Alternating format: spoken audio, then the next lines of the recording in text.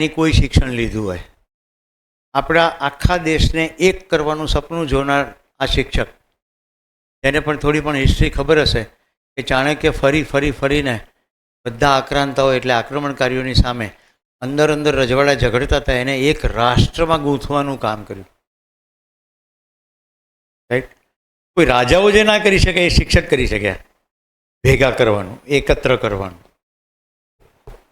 મેં બ્રિસેસમાં જતાં પહેલાં તમને કહ્યું હતું, હવે આપણે એ જોઈશું આપણે ભેગા મળીને કેવી રીતે કામ કરવું. આપણે એક ઇન્સ્ટિટ્યૂટની અંદર એક શાળામાં બધા ભેગા મળીને કામ કરીએ, એ ટેકનોલોજી આપણને એટલી પાવરફુલ થઈ જાય તો પછી બીજાને ભેગા કરવાનું કામ ફાવે. આપણે જીવન વિદ્યામાં કેવું લક્ષ્ય કહીએ છીએ? અખંડ સમાજ. ખંડ જ નહીં, બધા ભેગા. રાઈટ? સાર્વભૌમ વ્યવસ્થા, બધે જ વ્યવસ્થા. આટલું મોટું સપનું સાકાર કરવા માટે એન્જલ સ્કૂલની અંદર એક નાનકડો અખંડ સમુદાય જોઈએ કે નહીં?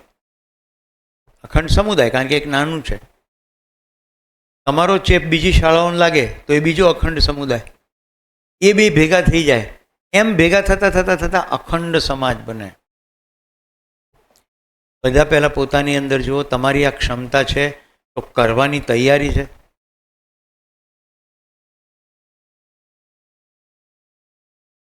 ક્લિપ અટકાવી દીધી છે. આગળ એ બોલે છે, શિક્ષક કભી વેતન ભોગી નહીં હોતા. હવે આપણી બેઝિક ઇસ્યુ, બધાને પગાર જોઈએ કે ના જોઈએ? તમારામાંથી કેટલાકને પગાર યોગ્ય લાગતો હશે, કેટલાકને વધુ લાગતો હશે, એવાય છે, અને કેટલાકને ઓછો બી લાગતો હશે. મને તો બધા ફીડબેક મળે એટલે ખબર પડી કે પગાર માટે નહીં, આ જ સંસ્થામાં રહીશું. કારણ કે હવે ખબર પડી ગઈ કે જિંદગી મહત્ત્વની છે પગાર કરતાં. અહીંયા પગારનો નિષેધ નથી, આપવાની નહીં આપવાની વાત નથી, આંકડાની વાત નથી. એનાથી મોટું શું છે એની ઉપર જો ધ્યાન જાય, રાઈટ? તો હું હવે જે થોડું કન્વર્ઝેશન ટીમ બિલ્ડિંગ પેટા તમારી સામે છોડું છું, એને જરા તમે વિશેષ એકાગ્રતાથી સાંભળજો. એક્સરસાઇઝ કરીએ એટલે બહુ ક્લિયર થઈ જાય. Where is money? પૈસા ક્યાં છે? બધા પોતાની જિંદગીમાં જોઈને મને કહો, વેર ઇઝ મની? પૈસા ક્યાં છે? હાથ ઉપર કરીને કહો.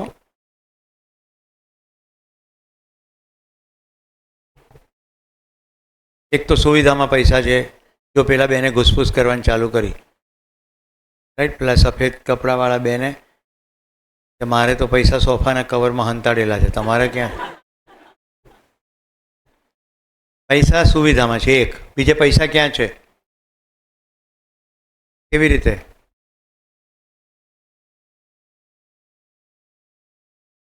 મારો સંબંધ એક માનવીય તરીકે હશે બીજા જોડે, તો હું બીમાર પડીશ તો એ લોકો જ મને સારવાર માટે લઈ જશે. મારો એ વ્યવહાર એમની સાથે હોવો જોઈએ, એવો સંબંધ મને જીવતા આવડવું જોઈએ, એવું મારામાં એમને દેખાવું જોઈએ. તો મને આ અહીંયા જીવવામાં, દુનિયામાં જીવવામાં મને ક્યાંય તકલીફ નહીં પડે એટલો તો હું આત્મવિશ્વાસ કેળવી લઈશ. મેં જ્યારે પ્રશ્ન પૂછ્યો એનાથી પણ એમણે વધારે જવાબ આપ્યો છે. પૈસાની જરૂરિયાત શેના માટે છે એનો એ જવાબ છે. પૈસા વસ્તુ માટે જોઈએ, પણ સંબંધ તમારો મીઠો હોય તો કોઈ વસ્તુ અટકે ખરી? જો સંબંધ તમારો મજબૂત હશે તો જરૂરિયાતો, બીમારી, તકલીફો બધામાં કોઈક ને કોઈક સંબંધ જે છે એ જ તમારી પડખે ઊભું રહેશે. ઇવન પૈસા હશે ને તોય સંબંધ જ કામ લાગશે. આ ઘણાને નથી સમજાતું છેક સુધી. પૈસા શેમાં છે એ મારો પ્રશ્ન છે. જો સામાન્ય રીતે આપણે પૈસા શેમાં રાખીએ છીએ? એક જવાબ આપ્યો, સુવિધા. ઘરની અંદર બધી જુદી જુદી સુવિધા હોય, પૈસાથી જ આવે, મફત આવે નહીં. પૈસા બેંકમાં હોય, કોઈક શેર હોલ્ડર કેવા હોય તો શેર ઇન્વેસ્ટમેન્ટમાં હોય, મકાન બનાવ્યું હોય તો મકાનમાં હોય. આમ હોય ને, કારણ કે એને તો વેચો એટલે પાછા પૈસા આવે. હા કે ના? હવે મોટી છલાંગ મારી. હા, હું પ્રસ્તાવ મૂકું છું, પૈસા આમાંની એક પણ વસ્તુમાં નથી, પૈસા અહીંયા છે.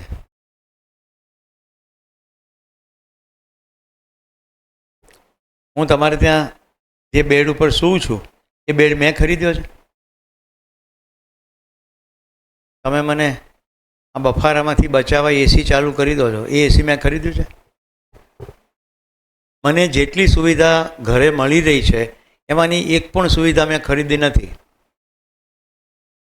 તમને એમ થશે તો સુવિધા તો પૈસાથી જ આવે ને. એમણે તો પૈસાથી ખરીદી, પણ મને પૈસાથી મળી. હવે લાંબો છેડો કરતા જાઓ. તો પલંગ તમે બનાવ્યો હતો? સુથારે બનાવ્યો, રાઈટ? સુથારને પૂછીએ કે લાકડું ક્યાંથી, તો કે એ મેં નથી બનાવ્યું, એ તો કુદરતમાંથી આવ્યું. તમે જોશો તો જેટલી સુવિધાઓ છે બેઝિકલી બધું નેચરની અંદર જ છે. જેટલી સુવિધાઓ આપણી પાસે છે માનવીય સંબંધોના વિનિમયને કારણે છે. કોઈક મહેનત કરે છે, કોઈક વસ્તુ બનાવે છે, વિનિમય તરીકે પૈસા વાપરીએ છીએ આપણે. હા કે ના? હું ટેકનિકલ સમજાવી રહ્યો છું. જે દિવસે આપણને વિનિમય સમજાઈ ગયો તો પૈસાની આવશ્યકતા નથી.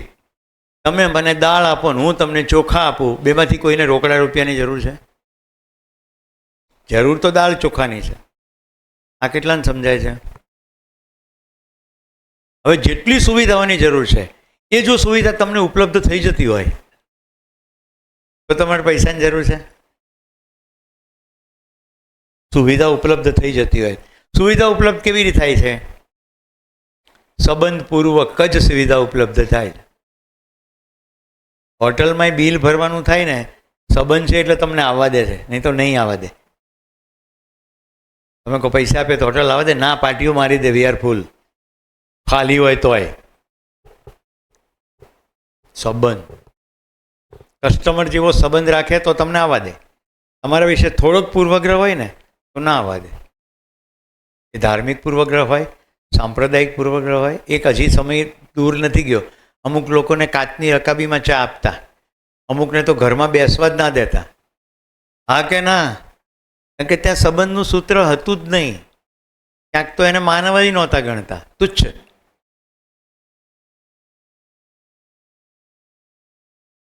પૈસા બધા અહીંયા છે. જો તમને ખબર પડી ગઈ કે પૈસા વસ્તુઓમાંય નથી, કેશમાંય નથી, પૈસા એક માનસિકતા છે, તો હવે તમારું ધ્યાન જશે ખરેખર જોઈએ છે કેટલું. જો ખરેખર જોઈએ છે એ કેટલું નક્કી થાય તો ખબર પડે કે જેટલું જોઈએ છે એનાથી તો વધારે ખૂબ છે. અને ખૂટતું હશે તો મેળવી શકાય એવા સંબંધો ઉપર ધ્યાન રાખશું તો જરાય પૈસાની જરૂર નહીં પડે. સોમ ત્યાગીજીને હાર્ટ એટેક આવ્યો, એ ઘટનાનો હું સાક્ષી છું. એમણે પછી કહ્યું કે અત્યાર સુધી હું કહેતો હતો આની પ્રતીતિ થઈ ગઈ. એમનું ઇન્સ્યોરન્સ નથી, કશું કમાતા નથી. હાર્ટ એટેક વખતે બિલકુલ રાઈટ ટાઈમે બધી જ સારવાર મળી. જો અસ્તિત્વની અદ્ભુત વ્યવસ્થા બતાવું છું તમને, કેવી રીતે આખી ઘટના ઘટી. આપણો વિષયમાંથી બહાર નથી ગયો. ટીમ મળીને કામ ક્યારે થાય? ત્યારે બધાની અંદર એક વસ્તુની સ્પષ્ટતા થઈ જાય કે આપણે બધા એકબીજાથી સંબંધિત છીએ, પરસ્પર ઉપયોગી અને પૂરક થઈને જીવવાનું છે, અસ્તિત્વમાં બધી વ્યવસ્થા છે. આટલું દ્રઢ થઈ જાય તો ટીમમાં કામ થાય. અત્યારે તો એમ થાય હું મારું કરું તમે તમારું કરો, એટલે ટીમમાં કામ નથી થતું. વિસનગરના ડૉક્ટર ભરત ચૌધરી મને ફોન કરીને કે મેં અગાઉ શિબિર કર્યો છે, આ સોમભાઈના શિબિરમાં વચ્ચેથી જવાય સુરેશભાઈ? તમને પરમિશન માટે ફોન કર્યો. મેં કીધું ભાઈ એમાં પરમિશનની શું જરૂર? એકવાર શિબિર કર્યો હોય તો તમે જઈ શકો. આપણે વચ્ચેથી કોઈને એટલા માટે શિબિરમાં નથી લેતા કે માનના જાનના બધું થઈ ગયું હોય અને પછી પેલી વ્યક્તિ આવે તો જેટલી વાર સોમભાઈએ સુખ સુખ બોલે તો પેલાને તો સોફા સેટને મકાન જ દેખાય. જ્યારે કે વ્યાખ્યા થઈ ગઈ હોય કે સુખ સમજણમાં છે, એટલે ગૂંચવાડા થાય. એટલે પહેલો દિવસ બીજો દિવસ થઈ જાય પછી કહીએ કે ભાઈ નેક્સ્ટ શિબિરમાં આવજો. એટલે ભરતભાઈને આ ખબર નહીં હોય એટલે એણે મને એવું પૂછ્યું કે જાઓ. હું એ દિવસોમાં પ્રવાસમાં, એટલે મેં કહ્યું હું તો શિબિરમાં નથી અત્યારે, પણ તમારો વ્યવહાર કરવાનો હોય તો કહી દો તો વ્યવસ્થા થઈ જાય. સોમભાઈને ચાલુ શિબિરમાં એટેક આવ્યો અને આ ભરત ચૌધરીના ખિસ્સામાં સોર્બિટ્રેટ નામની દવા હતી. કોઈને પણ હાર્ટ એટેક આવે તો એ વખતે એ દવા મૂકવાથી નળીઓ પહોળી થાય અને ગોલ્ડન અવર 1 કલાકમાં પેશન્ટને પહોંચાડો તો સર્વાઈવ થઈ જાય. અસ્તિત્વની વ્યવસ્થા બતાવું છું. એક કોમ્યુનિકેશન કેવી રીતે લાઈફ સેવિંગ થાય છે. આ બાજુ હું મારા પ્રોગ્રામમાંથી પાછો આવ્યો અને એમને સોમભાઈને મળવા માટે ગાંધીનગરથી બાવળા જવા નીકળ્યો. બાવળામાં શિબિર હતો. હજી હું પહોંચ્યું એ પહેલાં મને સમાચાર મળી ગયા કે એમને હાર્ટ એટેક આવે છે ને હવે ઝાયડસ તરફ જાય છે. એટલે હું બાવળાની દિશા ફંટાવીને ઝાયડસ પહોંચ્યો. આવી મોટી કોર્પોરેટ હોસ્પિટલની મોટી સમસ્યા શું ખબર? બહુ બધા પ્રોટોકોલ હોય, જવા જ ના દે. હમણાં કેવો ઊભો થઈ ગયો હતો એવી રીતે હું આત્મવિશ્વાસપૂર્વક ધડાટ સીધો પહોંચી ગયો. આ સ્ટ્રેચર સાથે થઈ ગયો અને સીધો ઓપરેશન થિયેટર સુધી જતો રહ્યો. કોઈએ મને રોક્યો નહીં. બધાને એમ લાગ્યું કે આ ડૉક્ટર લાગે છે. એટલે સ્ટ્રેચરની સાથે ડૉક્ટરની ટીમ અને હું સોમભાઈને લઈ ગયા થિયેટરની અંદર. મોટું કાચ હોય એટલે બહાર આપણે દેખી શકીએ બધું. ત્યાં બીજા ડૉક્ટર્સ બેઠા હોય. બેઠો મેં બધી પ્રોસિજર જોઈ. પછી બધું સ્ટેબલ થઈ ગયું લાગ્યું એટલે બધા નીકળ્યા. એક ડૉક્ટર ને નર્સ અંદર રહ્યા. એ બધા નીકળ્યા. અમે તો હજી અમે જોઈ જ રહ્યા હતા. તરત એલાર્મની ઘંટડી વગડી, કારણ કે પેલી આમામ લાઈન થતી હોય એ સીધી થઈ ગઈ. હાર્ટ બંધ થઈ ગયો અને તરત પેલા ડૉક્ટરે તરત ઇલેક્ટ્રિક શોક આપ્યા. બીજી ટીમ આખી આવી ગઈ. સ્ટેન્ટ મુકાઈ ગયો. બધું નોર્મલ થઈ ગયું અને થિયેટર ખોલ્યું એટલે ત્યાં દરવાજો હતો ને ત્યાંથી એમનું માથું દેખાય. એટલે મેં કીધું ભૈયા હરિહર. સોમભાઈ કે હરિહર, જાણે કશું થયું જ નથી. એટલે હું બિલકુલ સાક્ષી છું. હું શરીરથી અલગ વાસ્તવિકતા છું એવું બોલનાર વ્યક્તિ એક્ઝેક્ટ જીવતા મેં જોઈ. પછી એમણે શિબિરમાં કહ્યું કે અસ્તિત્વમાં વ્યવસ્થા છે, જુઓ. કેટલો વિશ્વાસ! પૈસા બધી માનસિકતામાં છે. કેટલા પૈસા? આટલા જોઈએ. કોઈ એનો કદી અંત નથી. અંબાણીના છોકરાને ઓછા જ પડે. હા કે ના? હું તમને શિક્ષકોને એટલા માટે કહું છું કે જો એકવાર આ ગળે ઉતરી ગયું ને, કોઈ પૈસા અટકશે નહીં. હવે તમને એમ થાય કે તમે આવું કહો પણ અમારો એન્જલ સ્કૂલમાં પગાર કેવી રીતે વધે? તો ઇક્વેશન બતાડું છું. હા, આપણે શું કામ કશું હવામાં વાત કરવી? જો તમારી શાળા ગ્રેટ લેવલે કામ કરતી હોય તો વાલીઓ સારામાં સારી ફી આપીને વિદ્યાર્થીઓને ભણવા મોકલે કે ના મોકલે? હા કે ના?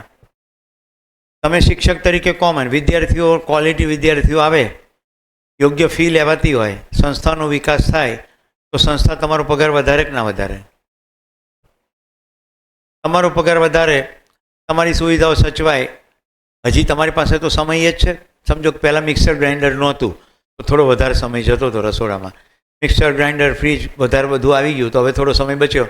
તો હવે વધુ સારા શિક્ષક બનવા માટે તૈયારી કરશો તો વધુ સારા શિક્ષક બનશો તો વધુ સ્કૂલનો વિકાસ થશે, તો વધુ પૈસા આવશે, તો વધુ પગાર આવશે.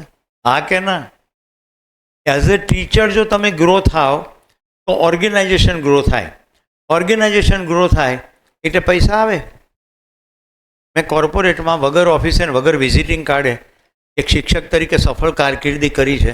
તો હું તમને બતાવું છું પૈસા કેવી રીતે આવે.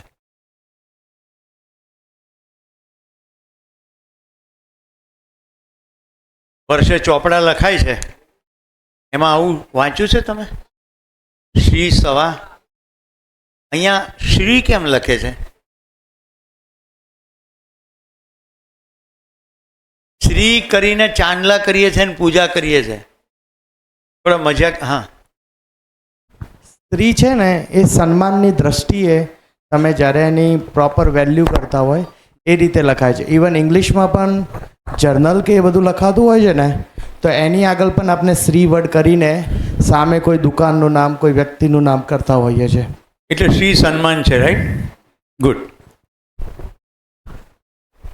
તમને ભાઈઓને પૂછું, તમે કોઈની ઘરવાળીની પાછળ પડો, કોકની ઘરવાળીની પાછળ, તો એનો વર તમને ભાંગી નાખે કે નહીં? પહેલાં મને એક વાર હેરાન કરે કે ના કરે? તમને બેનો શું લાગે છે, રાઈટ? તો વિષ્ણુની ઘરવાળીનું નામ લક્ષ્મી છે. તમે એની પાછળ પડો તો ગદા લઈને ભાંગી નાખે કે નહીં? ભાંગી નાખે કે ના ભાંગી નાખે? એને બદલે મારા હાથમાં ટેકનોલોજી આવી ગઈ. તું લક્ષ્મીની સામે જોવાનું જ નહીં, વિષ્ણુની સામે જોવાનું, એને બરાબર સાચવવાના અને એને આપણા ઘરે બોલાવવાના અને એવા સાચવવાના કે પાછા જાય જ નહીં. તો ઘરવાળીને તો જોડે લઈને આવે કે નહીં? હવે વિષ્ણુ એટલે શું? 3 છે: બ્રહ્મા, વિષ્ણુ, મહેશ. જનરેટર, ઓપરેટર, કી જનરેટર, ગોડ. મેં એક ધારો પ્રશ્ન પૂછ્યો કે બ્રહ્માનું કામ કરી શકું, તો જવાબ આવ્યો કે ના, આપણાથી કશું થાય નહીં, બધું ઓટોમેટિક ચાલ્યા કરે. એક સેલ બનાવી શકતા નથી, એટલે બ્રહ્માનું કામ આપણાથી નહીં થાય. મહેશનું કામ થાય, બધું આખું રમણ ભમણ કરીને ફરી એકવાર બનાવવાનું, એ પણ આપણાથી થાય નહીં. તો વિષ્ણુ પાલન પોષણનું કામ કરે. આને બનાવી દીધું, અને ફરી બનાવવા માટે મસાલો એકઠો કરી આપ્યો, આ બધું પાલન પોષણનું કામ કરે. અને કેવું પાલન પોષણનું કામ ગોઠવ્યું, સુપર લીડર છે વિષ્ણુ.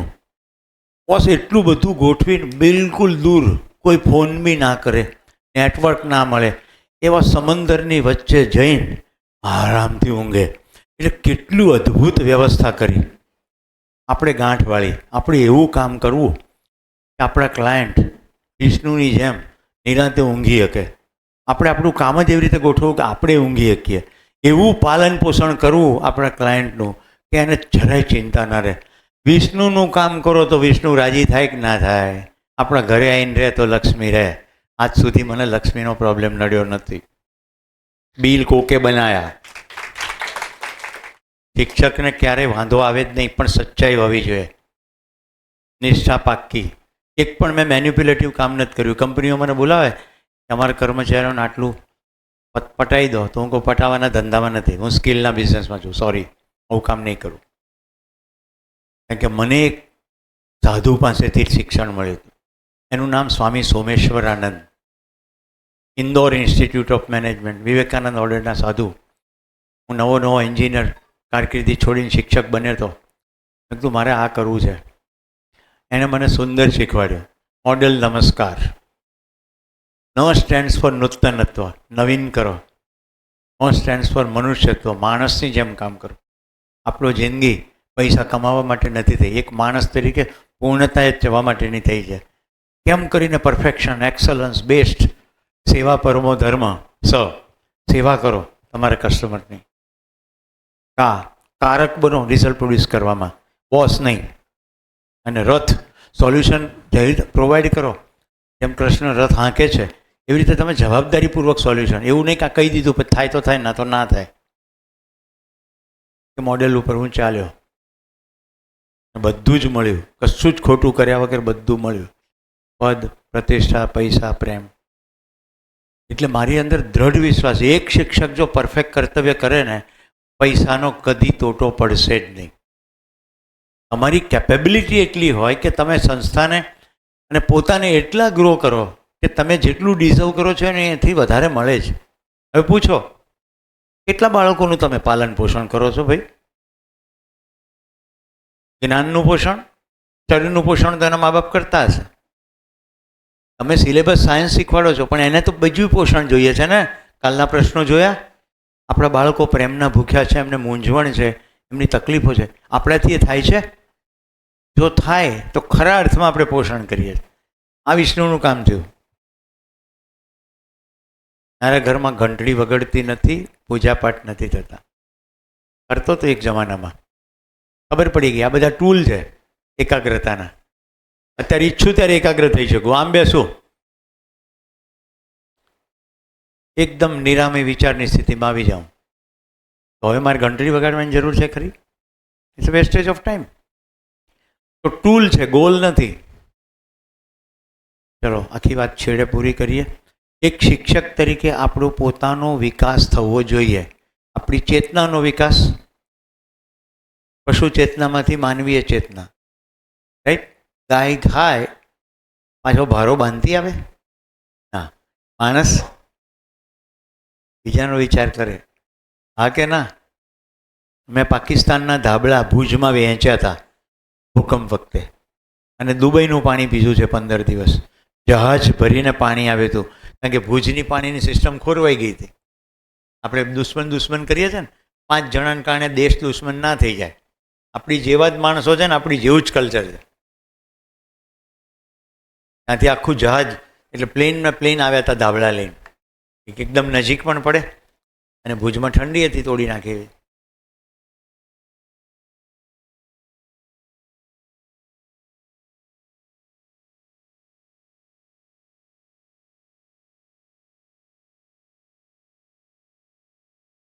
ઉપરવાળી બેંક બેઠી છે આપણી માલા માલ, આજનું ખાણું આજ આપે ને કાલની વાતો કાલ, સોનાની તો સાંકડી ગલી હેતુ ગણતું હેત, દોઢિયા ખાતર દોડતા એમાં જીવતા જોને પ્રેત.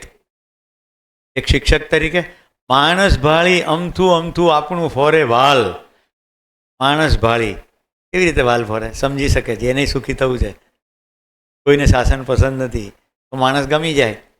નોટને સિક્કા નાખ નદીમાં ધૂળીએ માર્ગ ચાલ. આખી વાતનો છેડો એટલો જ છે, આપણને સાધનો જોઈએ છે, પૈસા નથી જોઈતા. પૈસાથી સાધનો અને સુવિધાઓ મળે છે, પણ એ બીજી રીતે પણ મળે છે, વિનિમયથી પણ મળે છે, અને સંબંધથી શ્રેષ્ઠતમ મળે છે.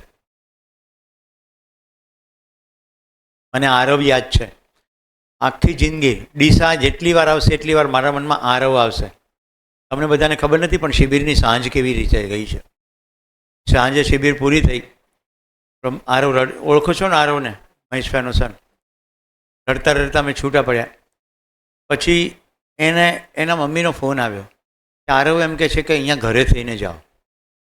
હવે અમારે એટલું બધું મોડું થતું હતું, મેં રાજુભાઈને કીધું શું કરીએ. રાજુભાઈ કે જઈએ જ, કારણ કે મારે કોઈકની સાથે જવાનું એટલે મારે બધાનું જોવાનું હોય. કોઈકનું વાહન હોય, કોઈક ચલાવતું હોય, કોઈક લઈ જવાનું હોય, ક્યાંક મારે રહેવાનું હોય. અમે ગયા, એને મળ્યા અને પછી ગયા. એ ખુશ થઈ ગયા. એટલો નાનો બાળક, ઉંમર નાની છે, સમજણ નાની નથી. એટલા શિબિરમાંથી આને મારા ઉપર એટલો હક કરી દીધો. મને કહો કેટલા રૂપિયા હું ખર્ચું તો મને આરવ મળે? હું આરવને યાદ કરું અને મારી અંદર ખુશી થાય. કેટલા રૂપિયાથી આ ખુશી ખરીદી શકાય? ઇમ્પોસિબલ. હમણાં બ્રેકમાં મીના મને પૂછતી હતી કે તમે રડો છો કેમ? મને દીપિકાએ આવીને એટલા આશીર્વાદ આપ્યા.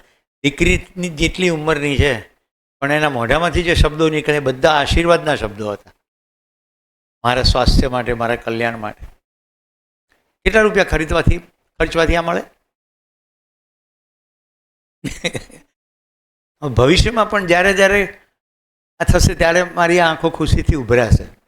કેટલા રૂપિયાથી આ મળે? ઇમ્પોસિબલ. પૈસાથી આ ખરીદી શકાયું નથી. તો મિત્રો, જો તમે આટલા શિક્ષકો શાળામાં ભેગા થઈને એક પારિવારિક ભાવ ઊભો કરો, તમારે તો સુખના હિલોળા જ હિલોળા છે. કારણ કે તમારા સાથી કર્મચારીઓ નથી, તમારા ભાઈ છે, કાં બહેન છે, કંઈ વડીલ છે, પરિવાર છે. અને એ ઊભું કરવું બિલકુલ આપણા હાથમાં છે. 5 સિદ્ધાંતો છે જેનાથી ટીમમાં કામ થાય. એ 5 સિદ્ધાંતો હું તમને શીખવાડું. આપણે આને ભૂંસી નાખીએ.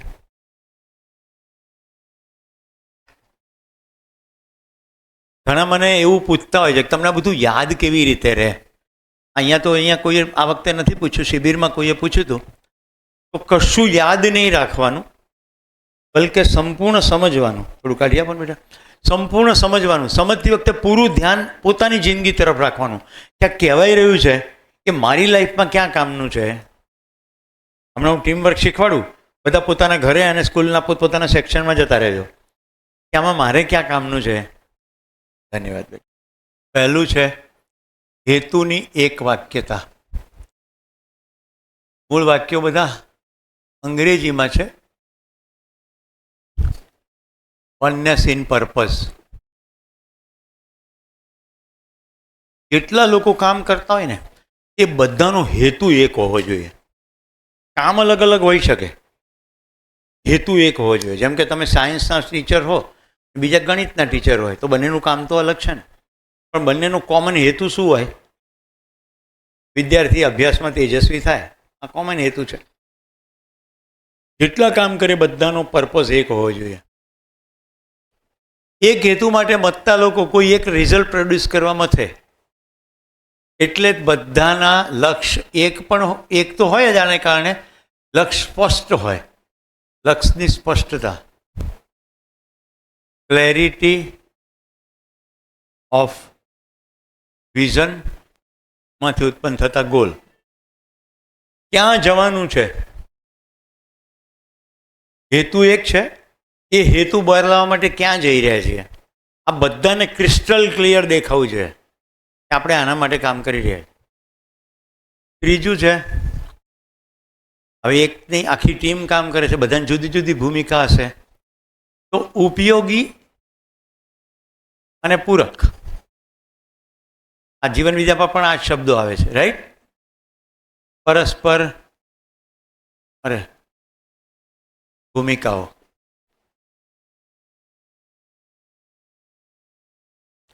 એકબીજાને ઉપયોગી થાય. અંગ્રેજીમાં છે કોમ્પ્લિમેન્ટિંગ રિલેશન્સ.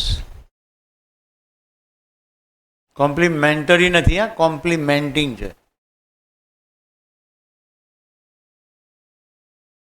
વિજ્ઞાનના શિક્ષક એમ કહે કે ગણિત તો બોગસ વિષય છે, વિજ્ઞાન જ બેસ્ટ છે.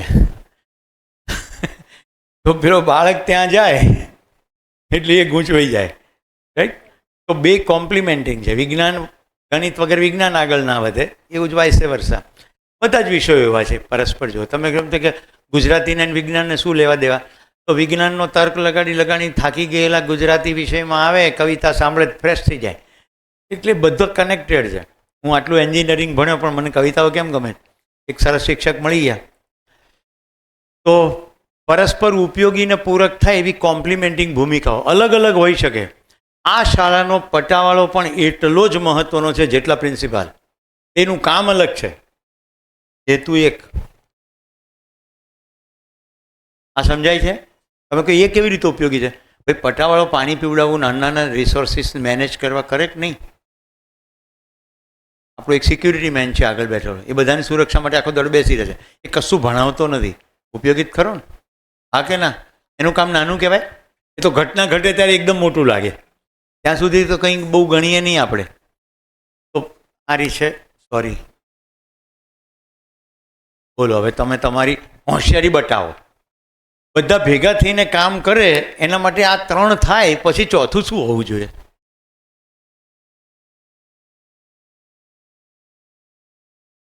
યાને કે સોચો. બધા ભેગા મળીને કામ કરે છે, બધાનો હેતુ એક છે, ત્યાં જવાનું છે, લક્ષ્યની સ્પષ્ટતા છે, બધાની ભૂમિકાઓ પણ સેટ થયેલી છે કે ભાઈ કોણે શું કરવાનું. હવે શું તત્વ જોઈએ કે બધા ભેગા મળીને કામ કરે? કોણ બોલ્યું? કોઈક બોલ્યું? સંબંધ કોઈક બોલ્યું ખરું? શાબાશ. વિશ્વસનીય સંબંધો. સંબંધો હોય જ છે, બનાવવા નહીં પડતા, પણ વિશ્વાસ નથી હોતો. આ છે ને પ્રિન્સિપાલને વાલો થવા જાય છે, બધી હોશિયારી કાઢી નાખીશ, લાગમાં આવવા દે. આ વિશ્વસનીય સંબંધ છે? હા, સંબંધ અવિશ્વાસ છે. તો trusting relationships.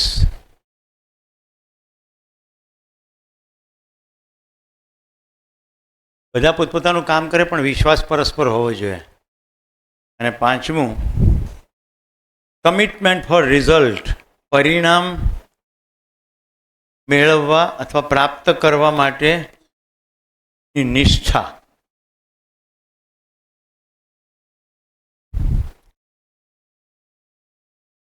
Commitment for result.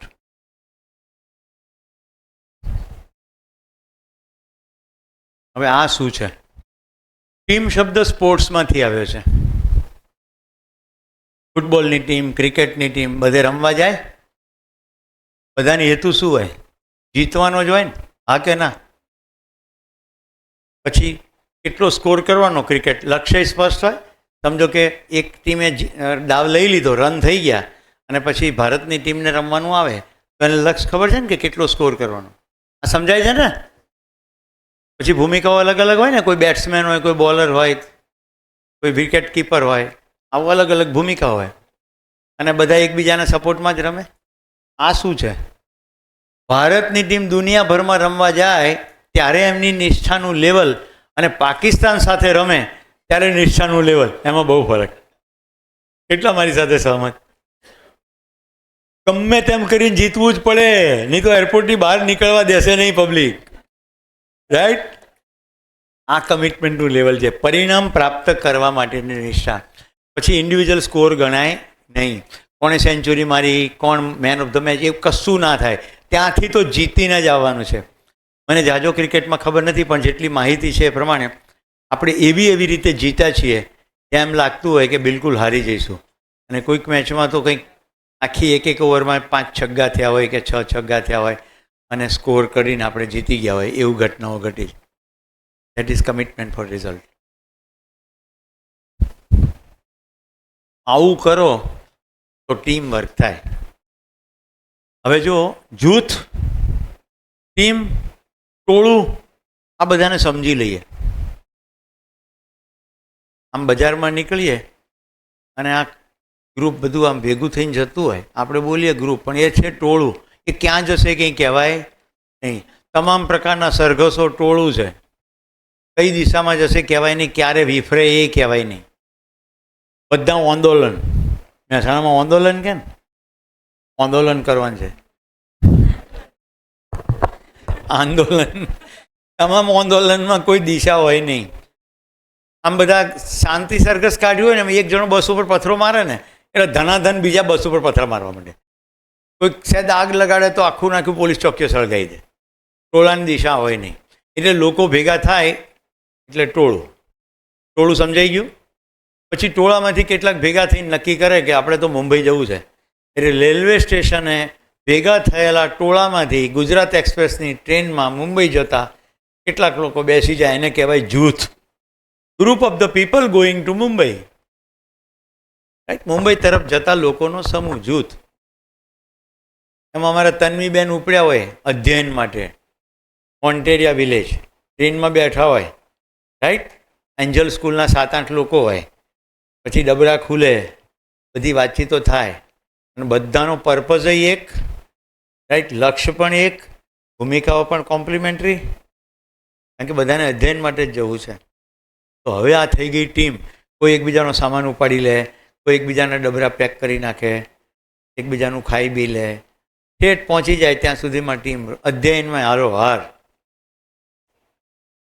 જે નથી ગયા અધ્યયનમાં એ લોકોને સાંભળીને થોડું સારું લાગતું હશે, પણ ગમે ત્યાં તમે જુઓ ટીમ વર્ક હોય ને ત્યાં બધા ખીલેલા હોય, કારણ કે બધાને મજા પડતી હોય. બધા એક આમ મ્યુઝિક વગાડતું હોય એના જેવી સ્થિતિ હોય.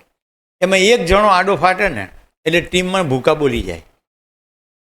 એ ટીમમાંથી થઈ જાય ગ્રુપ, અને ગ્રુપમાંથી થોડા વખત પછી થઈ જાય ટોળું, કારણ કે જે આડો ફાટ્યો હોય ને બીજા 10 જણાને આડો ફટવાડે. હું શિક્ષક તરીકે જ્યારે ટ્રેનિંગ પ્રોગ્રામ કન્ડક્ટ કરું ને ત્યારે બહુ આમ પાણી પહેલાં પાળ બાંધી લઉં કે મારા ક્લાસમાં 4 પ્રકારના લોકો આવે. પહેલો પ્રકાર ટુરિસ્ટ, કારણ કે કોર્પોરેટના પ્રોગ્રામ કેવું સરસ સરસ જગ્યાએ થાય, એમ ગોવામાં સેમિનાર થાય તો બધાને ગોવા ફરવાનું થાય. ટુરિસ્ટ એટલે એ લોકોને સુરેશ પટેલમાં ટ્રેનિંગમાં બહુ જાજો રસ હોય નહીં. ગોવામાં પ્રોગ્રામ છે ને અને ટોપ મેનેજમેન્ટે કીધું છે એટલે જવાનું, તો દે આર ટુરિસ્ટ. બીજા હોય ડોનર, કે ભાઈ આપણે જઈએ, ટ્રેનિંગ પ્રોગ્રામ ઓર્ગેનાઇઝ થાય તો હોટલનું બિલ ચૂકવાય, રાઈટ, પછી ભોજનનું બિલ ચૂકવાય, સુરેશભાઈનું ટ્રેનિંગનું બિલ ચૂકવાય. આ બધાને બિલ ચૂકવવામાં એ લોકો સહાયક થાય એટલે ડોનર. એમને પણ કંઈ શીખવામાં રસ હોય. ત્રીજો પ્રકાર હોય ટેરરિસ્ટ. એ લોકો શું કરે, ક્લાસમાં આમ ભગવાન બુદ્ધની જેમ જોયા કરે. એ બોર્ડ જોવે, શિક્ષકને જોવે, આમ જોયા કરે, અને પછી જેવી રિસર્ચ પડે ને પછી ત્યાં જઈને, નિલેશ છે બાર ફોર એક્ઝામ્પલ, નિલેશ કંઈ સમજણ પડતી, તું શું હાયા કરે છે? નિલેશને સમજણ પડતી ને નિલેશ વિચારે કે યાર વિચારવું પડશે, ખોટે ખોટી હાયા કરી આ વધારે ચલાવે, આ તો ફેંકે યાર, આ લોકોને શું મોટિવેશનલ સ્પીકરો તો આવી જાય, ગમે ત્યાંથી વાંચીને બોલી જાય, એમને તો પૈસા મળે, આપણે તો પથારી ફરી ગઈ ને. આમ મૂતરડીની અંદર આતંકવાદી પ્રવૃત્તિ ચાલુ કરે, કારણ કે ભેગા ત્યાં જ થયા બ્રેકની અંદર, પેશાબ પાણીનો બ્રેક હોય, પેલા ચાની જગ્યાએ તો બીજા મેનેજરો હોય, લીડર હોય, ત્યાં તો બોલાય નહીં, ત્યાં ટોયલેટની અંદર બખાડા કાઢે. આ આતંકવાદીઓ પોતાના કેમ્પમાં ભરતી કરે, એની ભરતીના ફોર્મ બધા ટોયલેટમાં ભરાય. નિલેશનું તો નામ લઉં છું કે જોખમ નથી એટલે. તો આવા 2-5 ને કે ને એમાં 2-5 એવા હોય ઢીલા ઢબ, એ પાછા પડી જાય, એટલે લોકો આતંકવાદી ટોળકીમાં આવી જાય. પછી આગળ પ્રોગ્રામ ચાલે ને એટલે આતંકવાદી એમની આતંકવાદી પ્રવૃત્તિ ચાલુ કરે. આમ ઇરરેલેવન્ટ સવાલો પૂછે, જેને કંઈ લેવા દેવાના એવા ફાલતુ સવાલ પૂછે, સવાલના જવાબ બી વિચિત્ર રીતે આપે. એમ એ લોકો ભરતી કેમ્પ વધારે કરવાની કોશિશ કરે.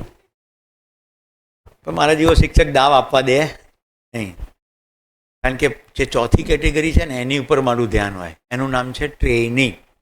જે શીખવા આવ્યા, આપણે જે શીખવા આવ્યા એની ઉપર જ ધ્યાન રાખવાનું. તમને એમ થાય કે તમે સ્ટેજ ઉપર હો, તમને કેવી રીતે ખબર પડે કે બધા શીખવા આવ્યા? બાબા નાગરાજના ચરણે જતા રહો. એમણે કીધું છે પ્રત્યેક બાલક જન્મ સે જિજ્ઞાસુ હોતા હૈ. માનવાનું જ નહીં કે આતંકવાદી છે. બધા અહીંયા શીખવા જાય છે અને આપણે બધાને બેસ્ટ શીખવાડીશું. પોતાનો ઉત્સાહ જરાય ઓછો થયા વગર એક ધારું શીખવવાનું. એટલે બપોર પછીના બ્રેકમાં આતંકવાદી ટોળકીમાંથી રાજીનામા શરૂ થાય કે તું વાળા ખોટું બોલતો તો કેટલું મસ્ત ભણાવે છે સાહેબ. એમ બીજો ત્રીજો દિવસ થતાં થતાં આતંકવાદીઓ જતા રહે, ડોનર જતા રહે, ટુરિસ્ટો જતા રહે, પછી બધા છેલ્લે ટ્રેની રહે. પણ કન્ડિશન્સ એપ્લાય. શિક્ષકે જરાય ઢીલું થવાય નહીં. પોતાનું અંદરનું વાતાવરણ પોતાની સાથે રાખવું પડે. બહારની પરિસ્થિતિથી બદલાય નહીં. તો સૌથી પહેલું મિત્રો ટીમ વર્ક પોતાની જાત સાથે. ટીમ વર્કમાં 3 ફેકલ્ટી પોતાની જાતની. એક faculty to do, another faculty is to think અને third faculty is to feel. સવારનું attitude, skill, knowledge, doing, thinking, feeling, result, relationship, reason. આપણી પોતાની 3 ફેકલ્ટી વિખરાયેલી છે. તો સૌથી પહેલાં એનો યોગ કરવાનો, એને જોડવાની. યુજ ધાતુ ઉપરથી યોગ. આ ત્રણેયને ભેગું કરી દીધું એટલે પહેલાં મારી અંદર ટીમવર્ક શરૂ થયું. અત્યારે આપણે કેવું થાય ખબર? શરીર અહીંયા, રાઈટ, સાંજે શું બનાવીશું, આ સુરેશભાઈને ખવડાવવાનું છે, ટાઈમસર ક્લાસ પૂરો કરે તો સારું.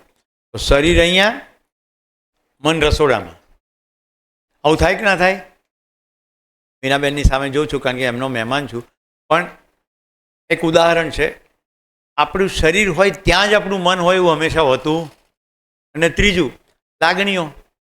એ કામ, મનની રિલેટેડના કોઈ કામ સંબંધી લાગણી હોય, કોઈ ભૂતકાળની ઘટના સંબંધી લાગણી હોય, ડિસ્ટર્બન્સ, પીડા, કંઈકનું કંઈક ચાલતું હોય. એટલે આપણે પોતે જ વિખરાયેલા છીએ, રાઈટ. મારી એક બહેનપણી છે, એને મને પ્રશ્ન પૂછ્યો કે મને કોઈ સમજતું નથી, હું ગમે એટલું સારું કરું તો એને ખોટું લાગી જાય. હવે શું કરવાનું આનું? તો મારો એનો સીધો જવાબ છે, હું મને સમજું છું. જુઓ પોતાની અંદર મને ક્યાં ક્યાં ખોટું લાગી જાય છે, તો તરત ખબર પડશે લોકોને ક્યાં ક્યાં ખોટું લાગે છે. તો હંમેશા શબ્દોના મિસઅન્ડરસ્ટેન્ડિંગ થયા કરે અને આવું ચાલ્યા જ કરે. તો સૌથી પહેલાં આપણી સ્વસ્થતા શેમાં છે? હું ડૉક્ટર હોઉં, ઓપરેશન થિયેટરમાં ઊભો હોઉં, રાઈટ, અને આ તન્વી કોઈકને લોહી લુહાણ પેશન્ટને લઈને આવે અને હું જોઈને બેહોશ થઈ જાઉં, તો હું ટ્રીટમેન્ટ કરી શકું? આપણી જિંદગીમાં જો ડખા હોય તો યાદ રાખવાનું કે આપણે ડૉક્ટર છીએ. આપણે આપણી જાતને એટલી પાવરફુલ બનાવવાની, કોઈના શબ્દોથી આપણને અસર થાય નહીં. પોતાનું વાતાવરણ પોતાની જાતે જ રાખવાનું. તો હે ભગવાન, તેઓને માફ કર, તેઓ શું કરી રહ્યા છે એ તેમને ખબર નથી. જીસસ ક્રાઇસ્ટ, ભૂલી જાઓ, માફ કરો. પણ આવું બોલવાની તાકાત ક્યારે આવે? પોતાને સમજણ પૂરેપૂરી પડી ગઈ હોય તો. નહીં તો પછી માફ કરીને આપણે તો અંદર તો પીડાયા જ કરીએ. બોલીએ માફ કર્યા. હવે બીજું, આ બહુ કોમન ક્વેશ્ચન ભારતભરમાં બધે પૂછાતો છે, મને કોઈ સમજતું નથી, મને પપ્પા સમજતા નથી, મને મમ્મી સમજતી નથી. કાલ પેલો વિદ્યાર્થી કહે છે મને કોઈ સમજતું નથી. અરે તું તને સમજે છે?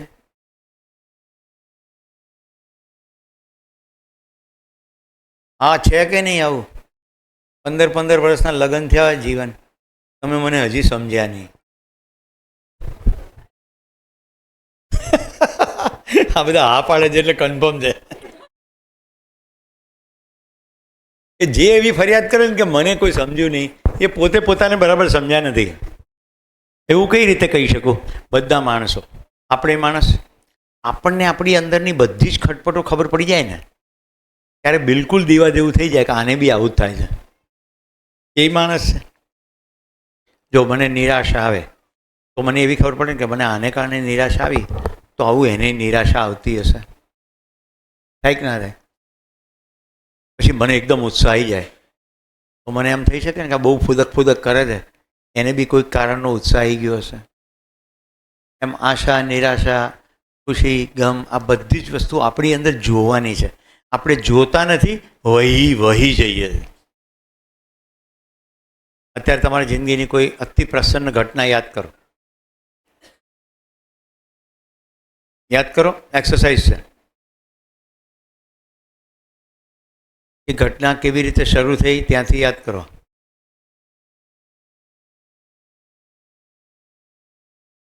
એ ઘટનામાં કોણ કોણ માણસો હતા?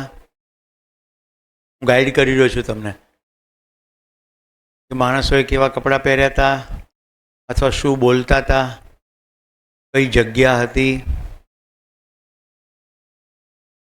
એની જે તમને બહુ ખુશી છે તો એવું શું શું થયું જેનાથી તમને બહુ ખુશી થતી હતી? યાદ કરો બધું. તમે એ ખુશીની અભિવ્યક્તિ એ વખતે કેવી રીતે કરી હતી? એ વખતે બીજા લોકો જે ઘટનામાં હતા એ લોકો એમની ખુશી કઈ રીતે વ્યક્ત કરતા હતા? કરી રહ્યા છો યાદ ઘટના?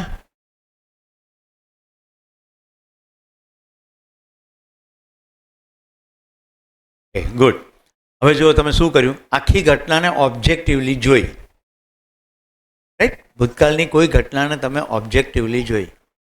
જેમ એ ઘટનાને ઓબ્જેક્ટિવલી જોઈ શક્યા છો એમ રોજે રોજ બનતી ઘટનાને ઓબ્જેક્ટિવલી જે દિવસે જોતા આવડી જાય એ દિવસે તમારી અંદરનું ટાઢોળું અકબંધ રહેશે. કારણ કે લોકો બોલશે, વિચિત્ર વર્તશે, ઘટનાઓ ઘટશે, તમારી અંદર પણ અપ્સ એન્ડ ડાઉન્સ થશે, એને પણ જોવાનું છે.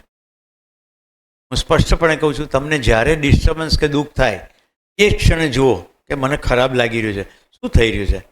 જસ્ટ એનાથી દૂર ભાગવાની કોશિશ ના કરો. આપણી તકલીફ શું છે? આપણે માની લીધું છે ખરાબ તો લાગવું જ ના જોઈએ, ગુસ્સો તો આવવો જ ના જોઈએ. આ બધો બોગસ આદર્શવાદ છે. ગુસ્સો આવી રહ્યો છે, જેન્યુઇન છે. હવે જુઓ કે કેમ આવી રહ્યો છે. એ જ ક્ષણે ગ્રીપ નીકળી જશે. મેં સ્વયં મારા ગુસ્સા ઉપર સંપૂર્ણ વિજય પ્રાપ્ત કર્યો છે. પણ તમે સ્ટેશનમાં, પ્રોગ્રામમાં ભયાનક ગુસ્સામાં જોઈ શકો, અંદર ટાઢોળું, આખું પ્રોસેસ ડામેટાઇઝેશન. રેલવે સ્ટેશન તો તમે મને હંમેશા ગુસ્સામાં જુઓ. તમને એમ થાય સુરેશભાઈ બોલે છે, ગુસ્સા ઉપર કાબુ. સ્ટેશને શું હોય? ટ્રેન ઊભી રહે, પેસેન્જર ઉતરે ને એ પહેલાં બધા ચડવા જાય. હું ત્યાં તરત પોલીસમેન થઈ જાય, આઉટ, એટલે એમ થાય પોલીસમેન આવ્યો. એવું જ કરવું પડે. ત્યાં એમ કહેવાય, હે પ્રિય નિલેશ, આ બધાને ઉતરવા દે ભાઈ, પછી તું જજે. ત્યાં સુધી તો ટ્રેન જતી રહી હોય. ત્યાં તો એવું જ કરવું પડે. મને ગાંધીનગરમાં ફોરેસ્ટ ઓફિસર માને ઘણા બધા, કારણ કે ઝાડ કપાતું હોય ને એટલે હું ફોરેસ્ટ ઓફિસર થયું. ગાડી ઊભી રાખીને સીધો દોડવા જ બનવું. કાંડું પકડી લઉં, બાવડું જેમ આંટલેથી પકડી લઉં, એક વાગડી તો તોડી નાખીશ. આમ બધું ગુંડા કરતા હોય ને એવું જ કરું. પછી છેલ્લે કહો અમે સાલાઓ મરી જઈએ છીએ ઝાડે વાઈ વાઈને, એટલે એમ તો ફોરેસ્ટવાળો છે એટલે એ શિયા વિયા થઈ જાય. આને શું કહેવાય? ભૂમિકા પ્લે કરી. નાટક નથી, રિયાલિટી છે. અંદર કન્સર્ન છે, ઝાડ ના કપાવવું જોઈએ. તો એને કઈ રીતે વ્યક્ત કરવાનું? પોઈન્ટ તમને સમજાઈ રહ્યો છે? આ કોમ્યુનિકેશન સ્કિલ છે, ડ્રામા નથી. પાછળ નિસ્બત ના હોય ને તો અવાજમાં તાકાત નહીં આવે. પાછળ નિસ્બત હોવી જોઈએ કે આ મારે કરવું છે. પછી ઘણીવાર તો શું થાય, ટ્રેનમાં આવું બધું કર્યું હોય, પાછી આપણી જોડે પેસેન્જર એ જ હોય ને, એટલે આપણો રૂઆબ જોયા પછી જે બાજુમાં આવ્યો એટલે એમ કે સાહેબ તમે કઈ જગ્યાએ પોલીસ ઓફિસર? હું કહું હું કોઈ પોલીસ ઓફિસર નહીં, તમારી જેવો નાગરિક જ છું, પણ આવું કરવું પડે. આવું ના કરીએ તો ચડી જ ના શકે લોકો આરામથી, અને ઉતરવાવાળા ઉતરી ના શકે. હું આ યોગ્ય કરું છું એવું નથી કહી રહ્યો. આવું હું કરું છું એ તમને કહી રહ્યો છું. મહેરબાની કરીને મારી કોપી ના મારવી, નહીં લોકો તમને દંડે મારે એવું બને. કે તમે આચરણની કોપી મારી શકો, કોઝની કેવી રીતે કોપી મારવી? અંદરનું નિસ્બત તો જનરેટ કરવી પડે. પછી પાછા ટ્રેક પર આવી જઈએ. પહેલું ટીમ વર્ક પોતાની જાત સાથે. ત્રણેય ફેકલ્ટીઝ જે વિખરાયેલી છે, શરીર ક્યાંક, મન ક્યાંક, લાગણીઓ ક્યાંક, એ ત્રણેય એક જગ્યાએ. એટલે જ્યાં છો ત્યાં તમે અત્યારે જોઈ શકો છો. હું અહીંયા 100% તમારી સાથે છું. એક એક ક્ષણ હું એન્જોય કર્યું તમને લાગે છે? હું ધારાપ્રવાહ વહી રહ્યો છું, તમે જોઈ રહ્યા છો? મારે કશું યાદ નથી કરવું પડતું, બધું સિસ્ટમેટિક ચાલુ. કેમ? મૂળની અંદર નિસ્બત પડી છે. આઈ એમ હિયર ફોર યુ અને 100% વિથ યુ. તો જ્યાં છો ત્યાં ભગવદ્ ગીતા યાદ શીખવાડી, પણ આપણને કાંઈ ખબર જ ના પડી. ગીતાજીની ઉપર 3 ચાંદલા ચોંટાડ્યા. શ્રી કૃષ્ણમ શરણમ મમ, એટલે હે કૃષ્ણ તું મારું કામ કરજે, હું તો ધાબળો ઓઢીને હોઈ જઈશ.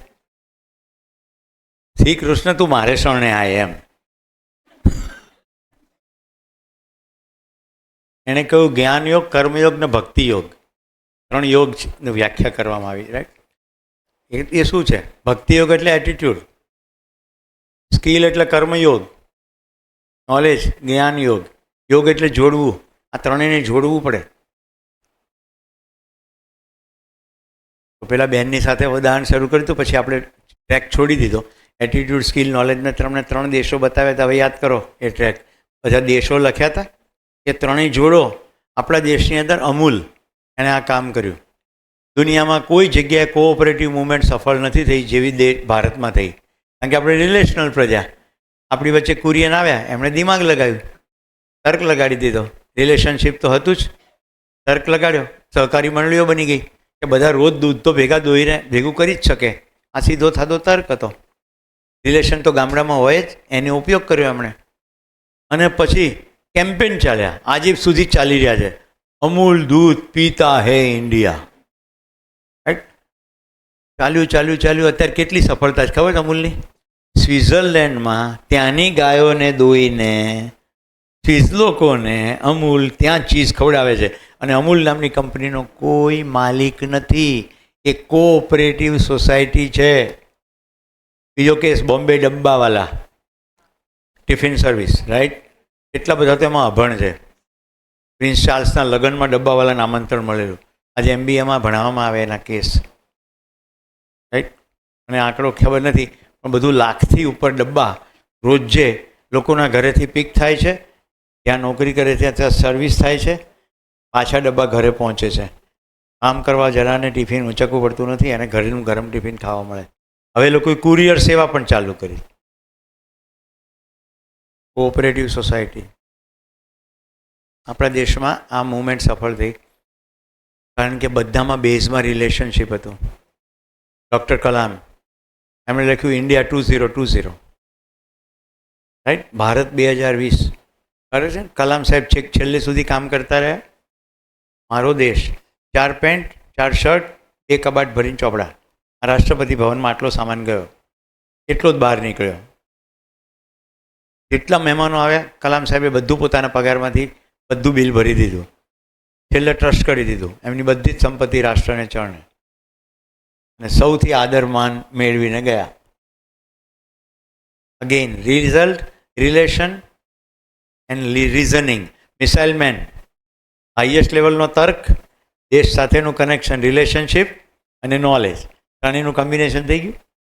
જેટલા તમે સક્સેસફુલ મોડેલ જોશો ને, ત્રણેયનું કોમ્બિનેશન મળશે. જ્ઞાન, ભક્તિ અને કર્મનો યોગ, એટીટ્યુડ, સ્કિલ અને નોલેજનું કોમ્બિનેશન. આ પહેલું ટીમવર્ક છે.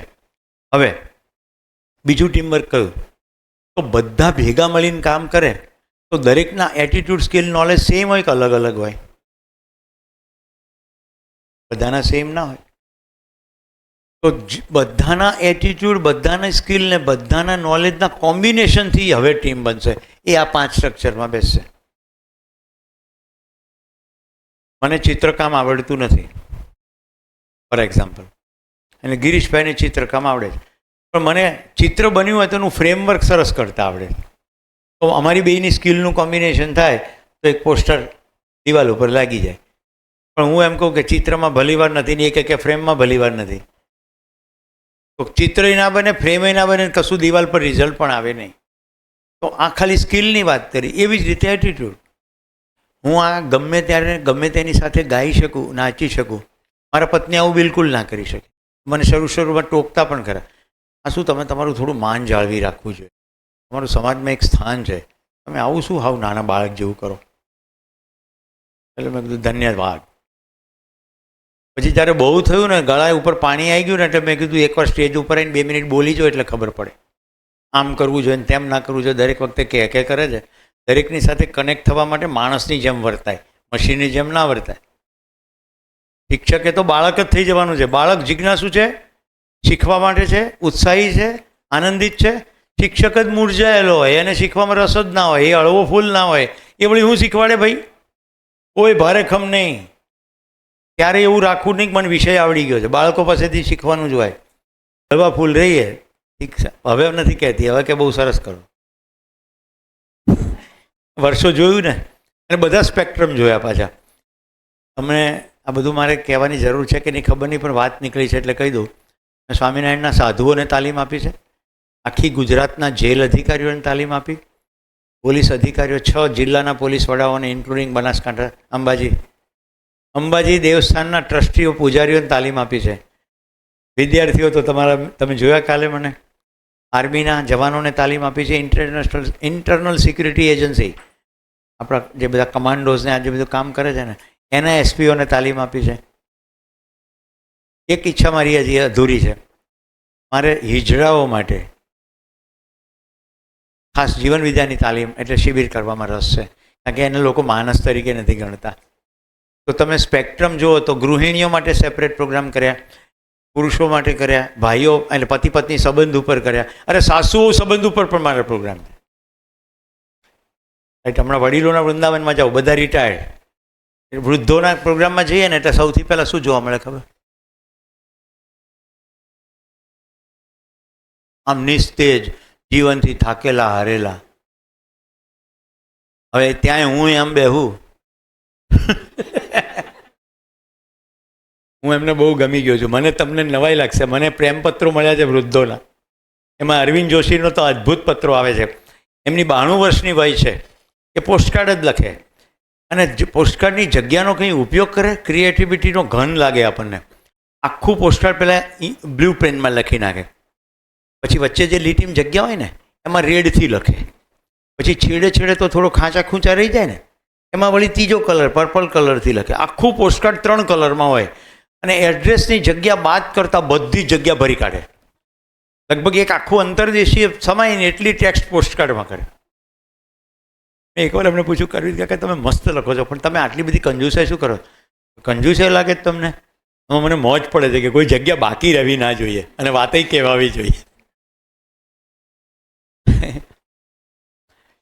આવું મેં શું કામ કહું છું તમને? એક શિક્ષક તરીકે સફળ ક્યારે, આટલું બધું વર્સેટાઇલ વર્ક ક્યારે થાય? નાના બાળકોથી લઈને વડીલો, ભાઈઓ બહેનો, તમામ સંબંધો, અધિકારીઓ, સરકારી, પોલીસો, સાધુઓ, બધું ડિફરન્સ થઈ ગયો કે નહીં? કારણ કહું, બધે માણસો જ છે. તમને માણસના બિહેવિયરની ખબર પડી જાય. આ એક પ્રશ્નનો મેં વિગતે જવાબ આપ્યો છે. આપણે કેવી રીતે લોકોની સાથે ટીમવર્કમાં કામ કરવું, આપણી જેટલી ખબર પડી જાય, જેટલી પોતાની ખબર પડે એટલે બીજાની સાથે કામ પાડવાનું ફાવે. માણસ ભાળી અમથું આપનું ફોરે વાલ. રિસેસમાં મળવા આવી એટલે મેં કીધું આને 2 ચોટલી કેટલી મજાની લીધી છે, મારી એકય નથી આવે એ આટલા વાળ. હવે વખતે હું વિચારું કે હું પુરુષ છું, હું શિક્ષક છું, તો હું એની સાથે વાત કરી શકું? ના કરી શકું. મારે એના જેવડું, એના જેવું, એના સ્તરે આવીને વાત કરાય તો વાત થાય.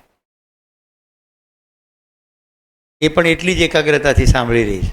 મજા પડે છે મને બી. આઈ થિંક સમય થયો છે, 5 થવા આવ્યા. હવે તમે લોકોને કેટલાક પ્રશ્નો માટે મેં આમંત્રણ આપ્યું હતું કે તમારે કોઈ પ્રશ્નો હોય તો ફોર્મ ભરજો. ભર્યા છે પ્રશ્નો? કશું મળ્યું છે એ કોઈ નહીં? અત્યારે કોઈને પ્રશ્નો પૂછવા હોય તો પૂછો. અંગત સમસ્યાઓ, સામાજિક, પારિવારિક, આર્થિક, આધ્યાત્મિક, મૂંઝવતા પ્રશ્નો, કોઈને કહેવાય નહીં ને સહેવાય નહીં, રાતે ઊંઘ ઉડી જતી હોય, પછી ઊંઘ ના આવતી હોય,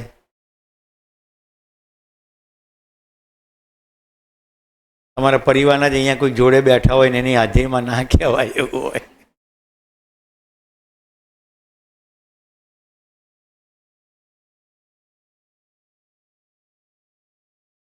કોઈને કોઈ ક્વેશ્ચન નહીં? તો સંસ્થાકીય વિકાસની થોડી વાત કરી દઉં અને ભૂસી નાખીએ પરિવાર.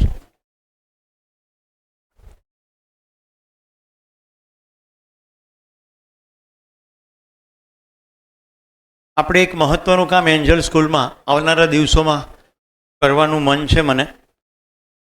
એમાં તમારી લોકોની ભૂમિકા હોઈ શકે જો તમે ચિંતન કરો તો. હવે જે હું તમને સમજાવું છું એ મેનેજમેન્ટનું બેસિક વિજ્ઞાન છે. કોઈ પણ સંસ્થા એટલે કે ઓર્ગેનાઇઝેશન કોઈ એક વિચારથી શરૂ થાય. એ સ્કૂલ પણ હોય, રાજ્ય પણ હોય, દેશ પણ હોય, દવાખાનું પણ હોય, કંઈ પણ. પછી એનો વિકાસ થાય,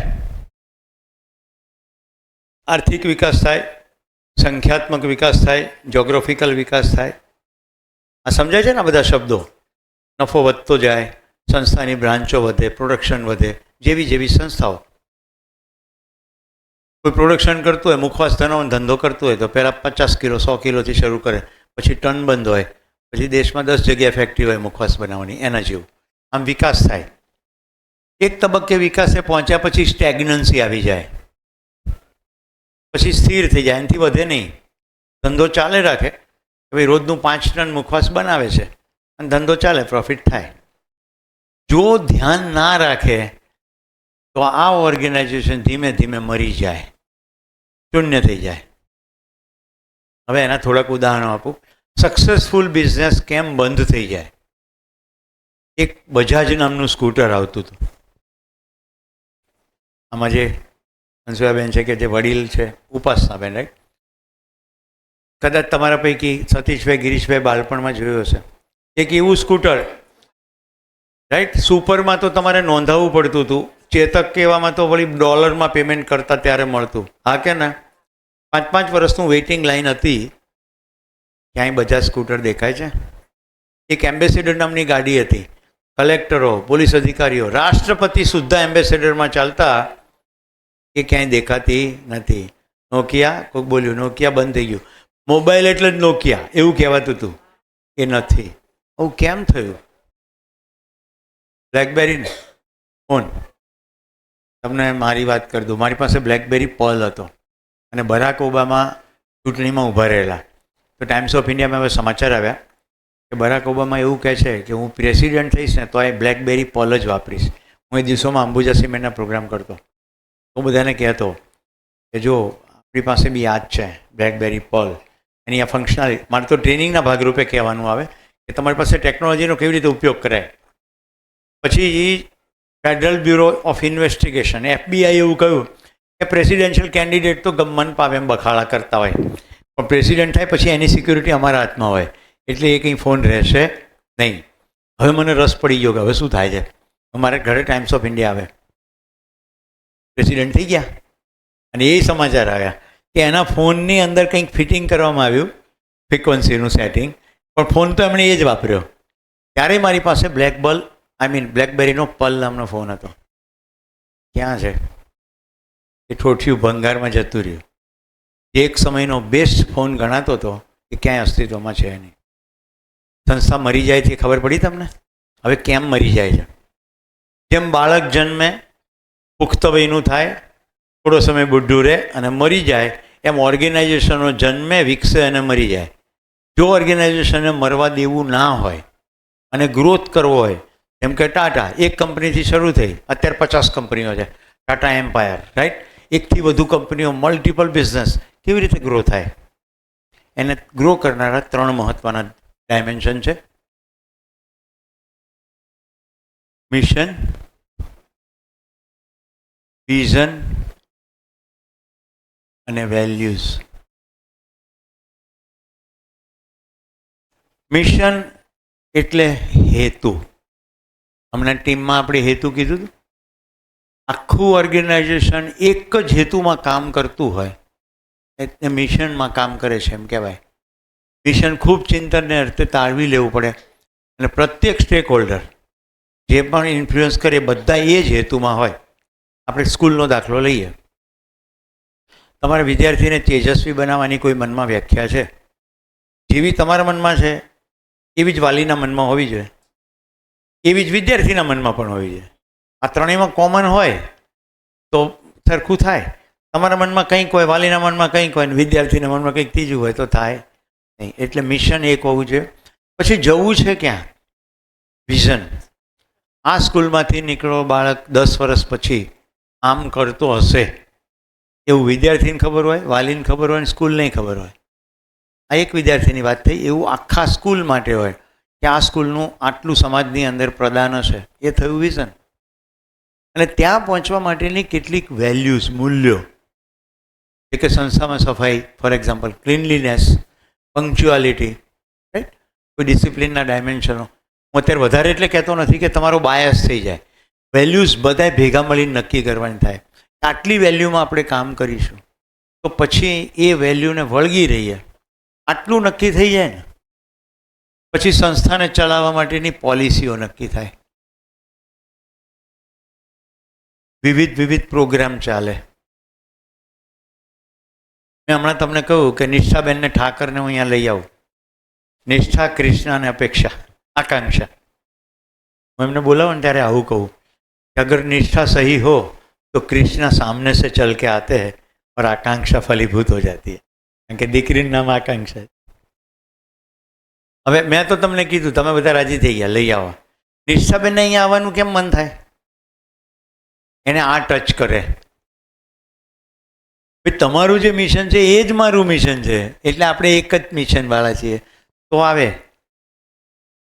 એવી જ રીતે બીજા કોઈ પણ પ્રોગ્રામ આપણે, મને ખબર પડી 15 ઓગસ્ટે આપણે અસ્તાની સાહેબને બોલાવીએ છીએ, રાઈટ? હે ને, એને બોલાવીએ છીએ એવરેસ્ટ આરોહક. તો એ પેલું ધ્વજવંદનનો પ્રોગ્રામ થયો. કાલે ઉઠીને સાયન્સ મેળો થાય, પ્રવાસ થાય. કોઈ પણ પ્રોગ્રામમાં આ ત્રણેય વસ્તુ દેખાતી હોવી જોઈએ. જો એ પ્રોગ્રામમાં ના દેખાય તો આપણે બોલવાના ને બતાવવાના જ, ચાવવાના જુદા છે એવું થાય. મતલબ દાખલા તરીકે આપણી વેલ્યુ છે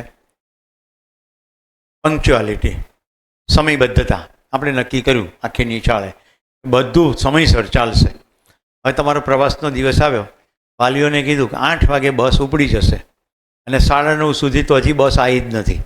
અને વાલીઓ પોતાના દફતર એટલે પ્રવાસનો ખેલો લઈને નિશાળમાં આટા મારે છે અને મૂકવા આવેલા વાલીઓ બહાર હજી ઊભા છે આવજો કહેવા માટે.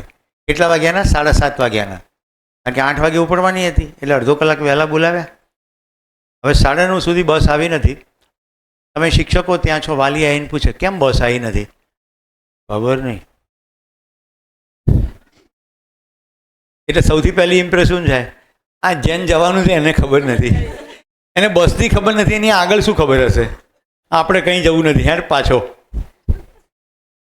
બીજે દાડે ડખો થાય.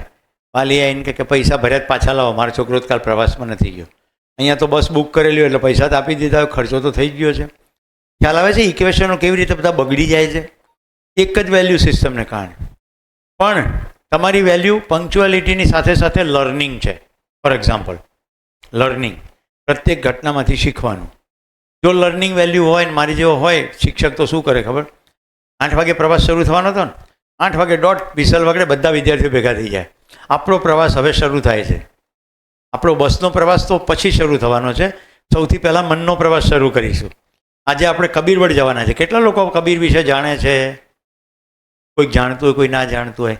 થોડી કબીરની વાતો કરો, થોડી વડની વાતો કરો. વાલીઓ બહાર હજી ઊભા છે. તમને 8 વાગ્યાનું કીધું છે ને એ કહેલું, પણ તમને ઉપાસનાબેન કહેશે આખો કાર્યક્રમ શું છે. ઉપાસનાબેન જઈને કહેશે કે આટલું ગોઠવણ કરેલી હતી, બસ આવતી હતી, રસ્તામાં અકસ્માત થયો, આ રિયાલિટી છે, આવી જશે બસ. પણ આપણો કાર્યક્રમમાં કંઈ ફરક નહીં પડે, કારણ કે લર્નિંગ વેલ્યુ તો ચાલુ થઈ ગઈ. બાળકોને હજી રસ પડી રહ્યો છે, મજા પડી. એમને એવું છે જ નહીં કે બસમાં બેસીને જવું. તમે કહ્યું છે પ્રવાસ, પ્રવાસ શરૂ થઈ ગયો 8 વાગે. ખ્યાલ આવે છે તમને? આ બનાવટ કરવાની વાત નથી, પ્લાનિંગ છે કે કોઈ પણ રીતે આ વેલ્યુ ઓનર થવી જોઈએ. એમ જેટલી વેલ્યુ નક્કી થઈ હોય એ બધી જ વેલ્યુ ઓનર થાય તો પ્રોગ્રામ એડેપ્ટેશન ઇઝી થઈ જાય, કોમ્યુનિકેશન ઇઝી થઈ જાય. પછી દરેક પ્રોગ્રામની પ્રોસિજર હોય. પ્રોસિજર તો સમજો છો ને? આપણે હમણાં એક સાદો પ્રશ્ન પૂછીએ. તારીખ 3 ઓગસ્ટે સોમ ત્યાગીજી સવારે 9 થી 12 અહીંયા ઇન્ટ્રોડક્શન કરશે, તો એના માટે પ્રોસિજર કરવી પડશે કે નહીં? શું કરવી પડે?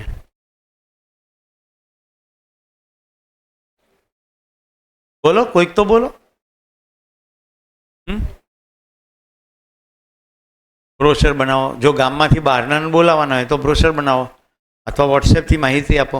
બીજું સેટિંગ, માઇક.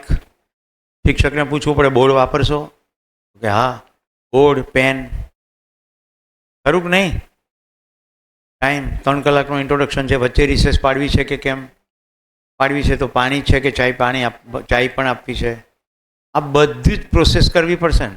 આ બધી પ્રોસેસમાં કોઈ કે જવાબદારી લેવી પડશે કે ભાઈ ચાલો હું બોર્ડનું બધું હું જોઈ લઈશ, માઇકનું બધું હું જોઈ લઈશ, કોમ્પ્યુટરનું બધું હું જોઈ લઈશ. આમ કોઈક ને કોઈક જવાબદારીઓ લઈ લેશે.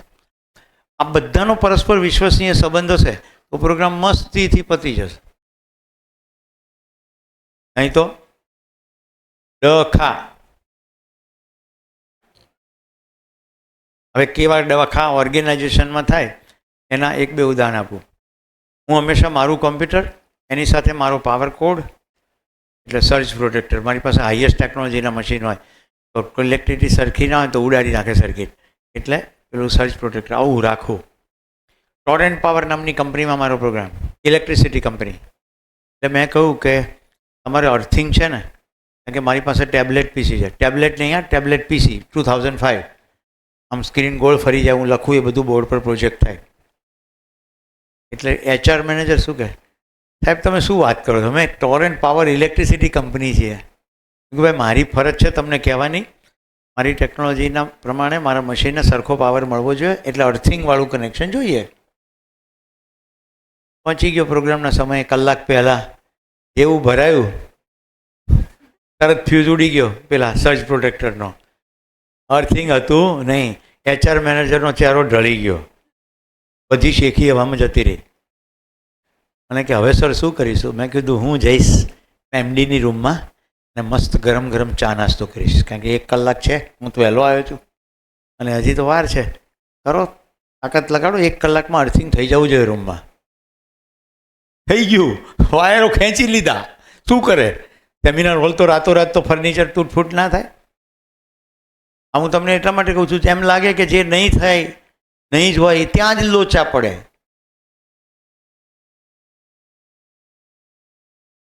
ઓવર કોન્ફિડન્સ જ નહીં બેન, લાલિયાવાડી હા પાડી દીધી, ચેક જ કર્યું નહીં, એ તો હોય જ ને. શિક્ષકને બોલાવીએ ને અને પેન આપીએ ને ત્યારે પેન ના ચાલે.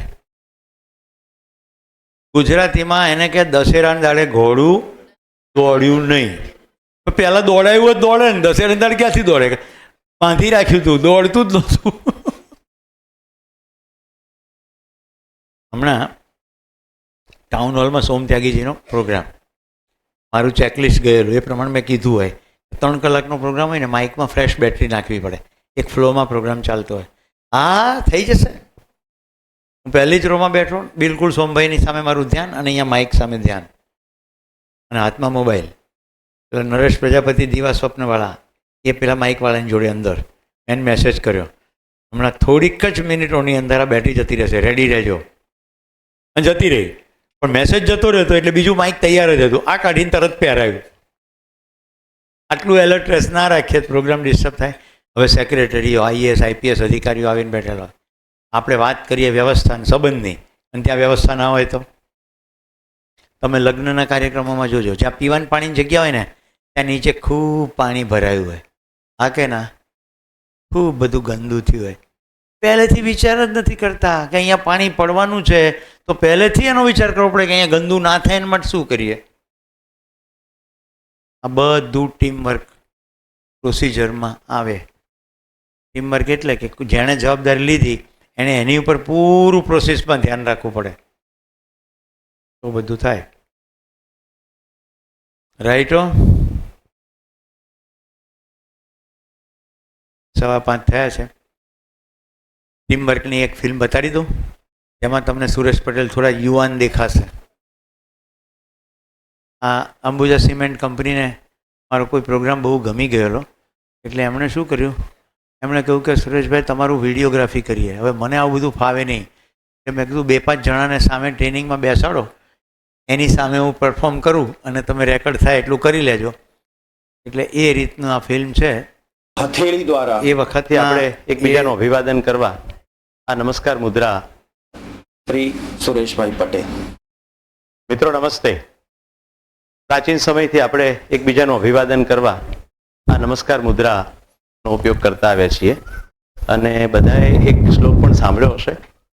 કરાગ્રે વસતે લક્ષ્મી, કરમૂલે સરસ્વતી, કર્મધ્યે તુ ગોવિંદ, પ્રભાતે કર દર્શનમ. આજે આપણે આ પ્રાચીન સમયના ડાપણનો આજના વર્તમાન સમયમાં કઈ રીતે ઉપયોગ કરી શકીએ એના વિશેની એક શક્યતા તપાસીશું. વડોદરામાં જી નારાયણ નામના એક વ્યક્તિ રહે છે, જેઓ મેનેજમેન્ટના ક્ષેત્રમાં કન્સલ્ટન્ટ છે. એમણે ચિંતન કરતા આ કન્સેપ્ટના પાયા નાખ્યા હતા. ત્યાર પછી ઘણા બધા લોકોએ આમાં પ્રયત્ન કર્યો છે. મને પણ ચિંતન કરતા જે આમાંથી નવનીત લાદ્યું છે એ તમારી સાથે હું વહેંચું છું. કરના દર્શન શું કામ કરીએ? હાથમાં એવું તો શું છે?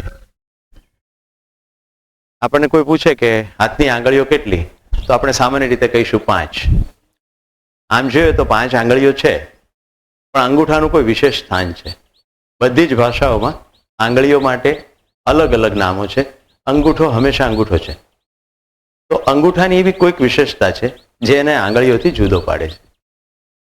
જો આપણે આ વિશેષતાઓ સમજીએ તો એ વિશેષતાઓને આપણા દૈનિક જીવનમાં, આપણા વ્યવસાયિક ક્ષેત્રમાં, અંગત ક્ષેત્રમાં, જ્યારે લોકો સાથે કામ પાડવાનું હોય, પરિણામો પ્રાપ્ત કરવાના હોય, ત્યારે આ વિશેષતાઓ વાપરી શકીએ. તો સૌથી પહેલા નેતૃત્વના ગુણો વિશે આપણા પોતાના હાથ પાસેથી આપણે શીખવાનો પ્રયત્ન કરશું. મેં જેમ અગાઉ કહ્યું તેમ અંગૂઠાની કોઈક વિશેષતા છે. હવે આપણે અંગૂઠાને જોઈએ તો સાઈઝમાં નાનો છે અને આંગળીઓની સાઈઝ બધાની અલગ અલગ છે. ખરેખર નેતૃત્વમાં સાઈઝ બહુ ઇમ્પોર્ટન્ટ નથી, પણ એમાં જે સ્ટ્રેન્થ છે, મજબૂતી છે, એ ઇમ્પોર્ટન્ટ છે. અંગૂઠો સુદ્રઢ છે.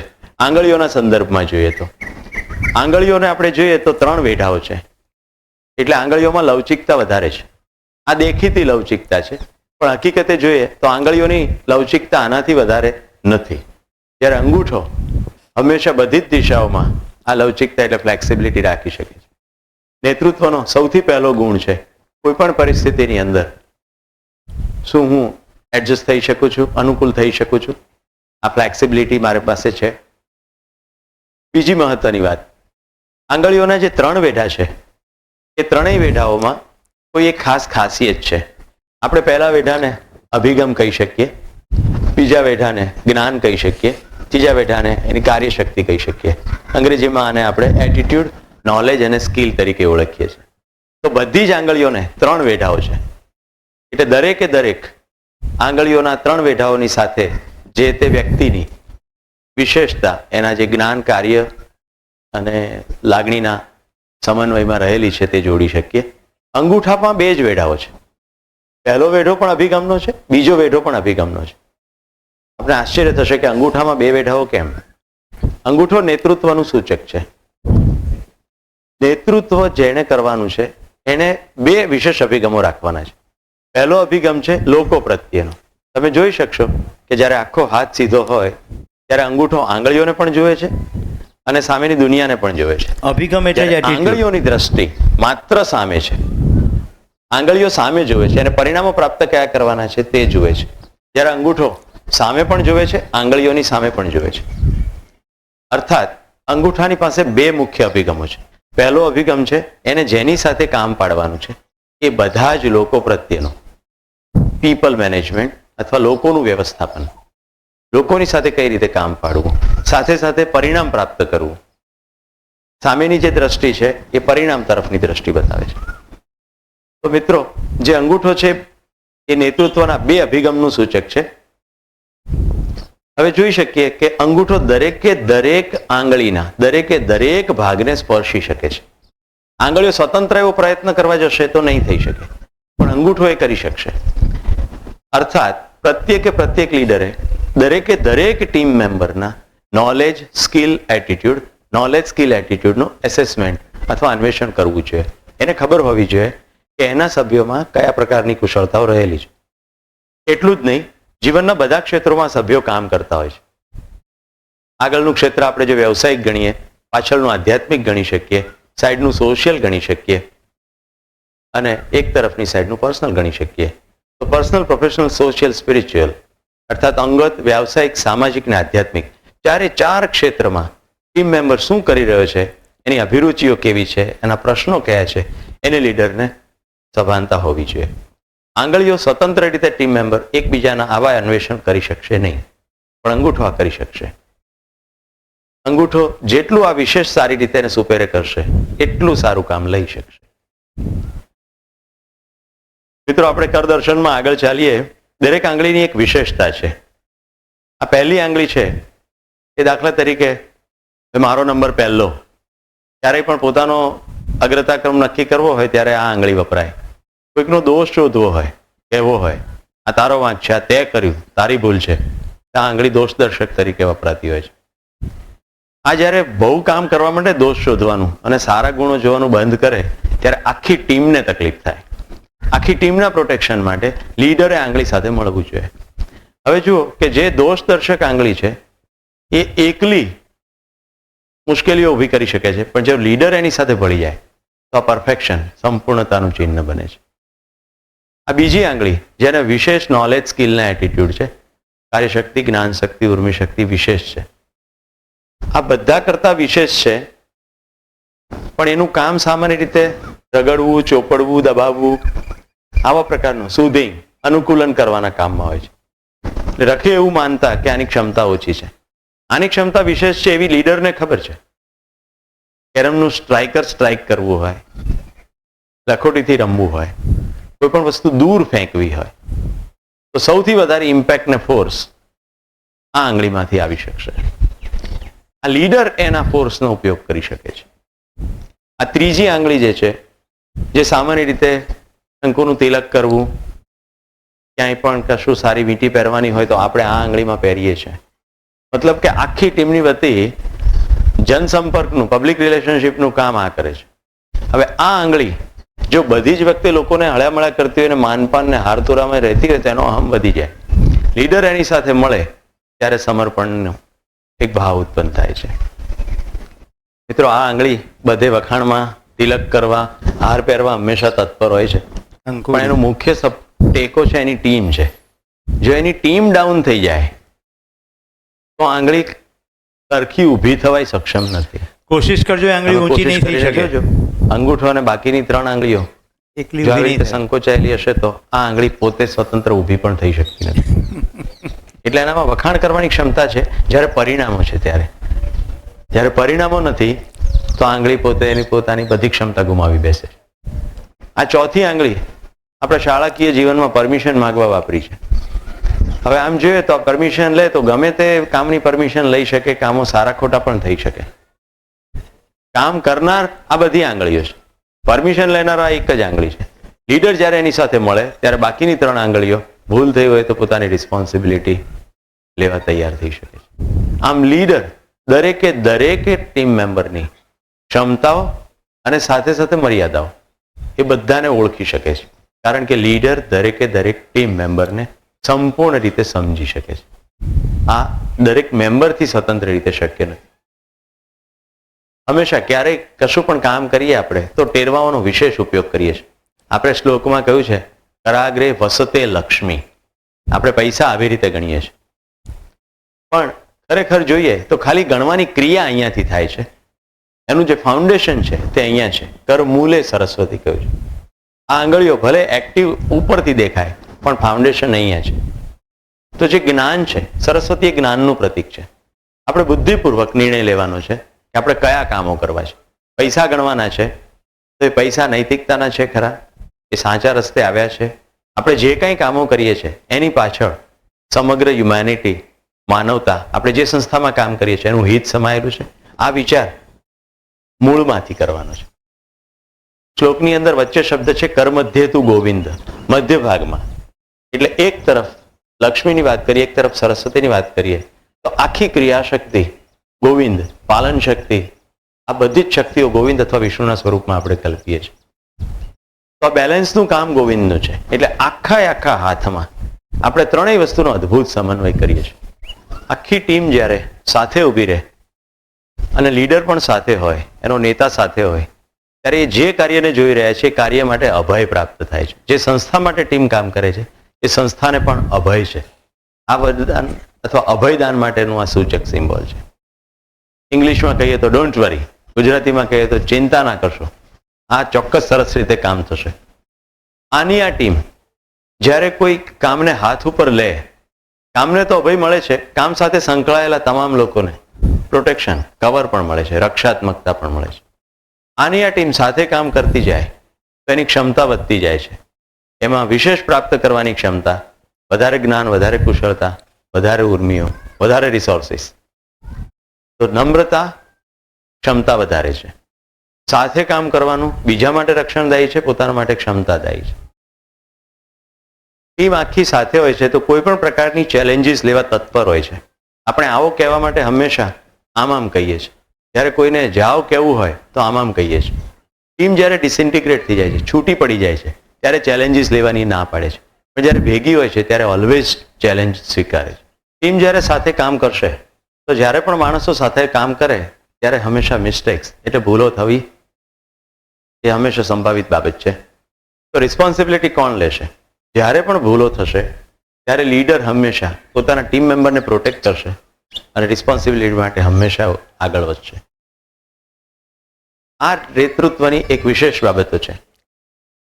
લીડર રિઝલ્ટ પ્રોડ્યુસ કરવાની એટલે પરિણામો પ્રાપ્ત કરવાની જવાબદારી તો લે જ છે, પણ પરિણામો પ્રાપ્ત કરવા માટે જે પણ ટીમ કામમાં લાગેલી છે એને હંમેશા રક્ષણ પણ પૂરું પાડે છે. પોતે બધી જ જવાબદારી રિઝલ્ટ પ્રાપ્ત ના થાય તો ઓઢી લે છે. ટીમના મેમ્બર પણ આ વાત સુપેરે સમજે છે. જ્યારે સ્ટ્રેન્થ બક્ષવાની છે ત્યારે બધી જ આંગળીઓ ભેગી એકઠી થઈને લીડરને પૂરેપૂરો ફાઉન્ડેશન પૂરું પાડે છે, પૂરેપૂરો ટેકો પૂરું પાડે છે. આમ આખી મુઠ્ઠી મજબૂત થાય છે. જ્યારે કન્ફ્લિક્ટ, સંઘર્ષનો સમય પ્રાપ્ત થાય એવા વખતે લીડર ડેમેજ થઈ જાય તો આગળની લડાઈ કોણ લડશે? એ વખતે હંમેશા આની આંગળીઓ અદ્ભુત તાકાત બક્ષવા માટે લીડરને રક્ષે છે. લીડર ભાગી નથી છૂટતો, એ પણ સાથે છે. જે ઇમ્પેક્ટ કરવાનો છે, જે ફોર્સ કરવાનો છે, એમાં લીડર સાચે જ છે. પણ ટીમ એ ખાતરી કરે છે કે લીડર આવનારા વર્ષોમાં પણ લીડરશિપ પૂરી પાડ્યા કરે, લીડર ડેમેજ ના થઈ જાય. ટીમને કોઈ પણ કાર્યો કરવા હશે તો અરસપરસ બધાની જરૂર પડશે. એટલે એકલો લીડર કશું કામ નહીં કરી શકે, એકલી આંગળીઓ કશું કામ નહીં કરી શકે. કશું પણ લખવું, ઉપાડવું, ખેંચવું, ધક્કો મારવો, આ બધામાં આખી ટીમની જરૂર છે. મજાની વસ્તુ એ છે કે જ્યારે કંઈ પણ કાર્ય કરવા હોય તો બધાએ નમ્રતા રાખવી પડે. આ બધી વળે છે, બેન્ડ થાય છે ત્યારે ભેગી થઈ શકે છે. અક્કડ રહે તો ભેગી થઈ શકે નહીં. કોઈ પણ કાર્ય માટે નમ્રતા અનિવાર્ય છે. તમે જોઈ શકશો કે લીડરે પોતે પણ વળવું પડે છે, લીડરે પોતે પણ ઝૂકવું પડે છે. લીડર અક્કડ રહે અને એકલું ટીમના મેમ્બરો વળ્યા કરે તો ચાલે નહીં, કશું કામ શક્ય નહીં બને. લીડર હંમેશા સાથે ને સાથે છે. મિત્રો, જ્યારે હાથની બધી જ આંગળીઓ અંગૂઠા સમેત કામ કરે અને મજબૂત મુઠ્ઠી બને ત્યારે નિર્ધારિત પરિણામો પ્રાપ્ત થાય છે. આપ જોઈ શકશો કે નથી આ પરિણામ પ્રાપ્ત કરતી વેળાએ કોઈ એકેય આંગળીની વિશેષ સ્થાન કે લીડરનું. જે દેખાય છે તે આખી મુઠ્ઠી દેખાય છે, આખી ટીમ દેખાય છે. જે પણ પરિણામો છે એ ટીમના છે.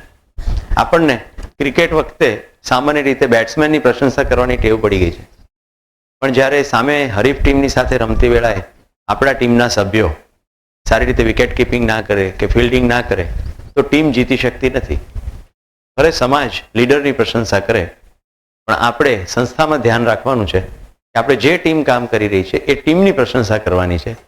કોઈ એક વ્યક્તિનું વિશેષ મહત્વ નથી, પણ દરેકનું વિશેષ મહત્વ ટીમના સંદર્ભમાં છે. મિત્રો, આપણે જ્યારે હાથથી કશું પણ કામ લઈએ છીએ ત્યારે સામાન્ય રીતે આ સપાટીઓ આપણે જોઈએ છીએ. આ સપાટીઓ પ્રમાણમાં સરળ, સીધી છે.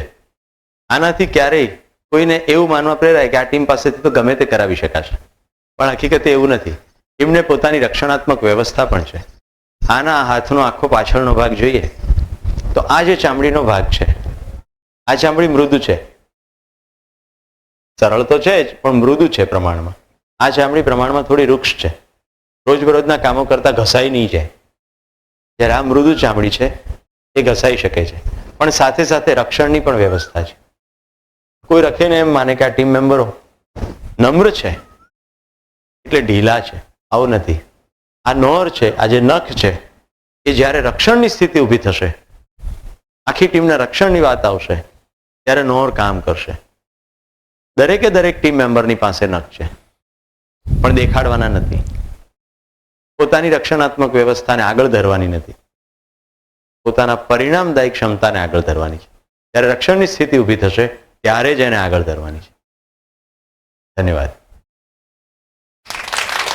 મિત્રો, હાથમાં જ્યારે અંગૂઠો ના હોય ત્યારે હાથ રહે છે અને આંગળીઓ પણ રહે છે, પણ આંગળીઓનું વિશેષ મૂલ્ય રહેતું નથી, કારણ કે આંગળીઓને એકબીજાની સંપર્કની મર્યાદાઓ છે.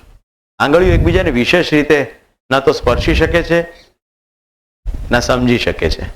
ત્યારે અંગૂઠો બધી જ આંગળીઓને સ્પર્શી શકે છે, બધી રીતે જ સ્પર્શી શકે છે.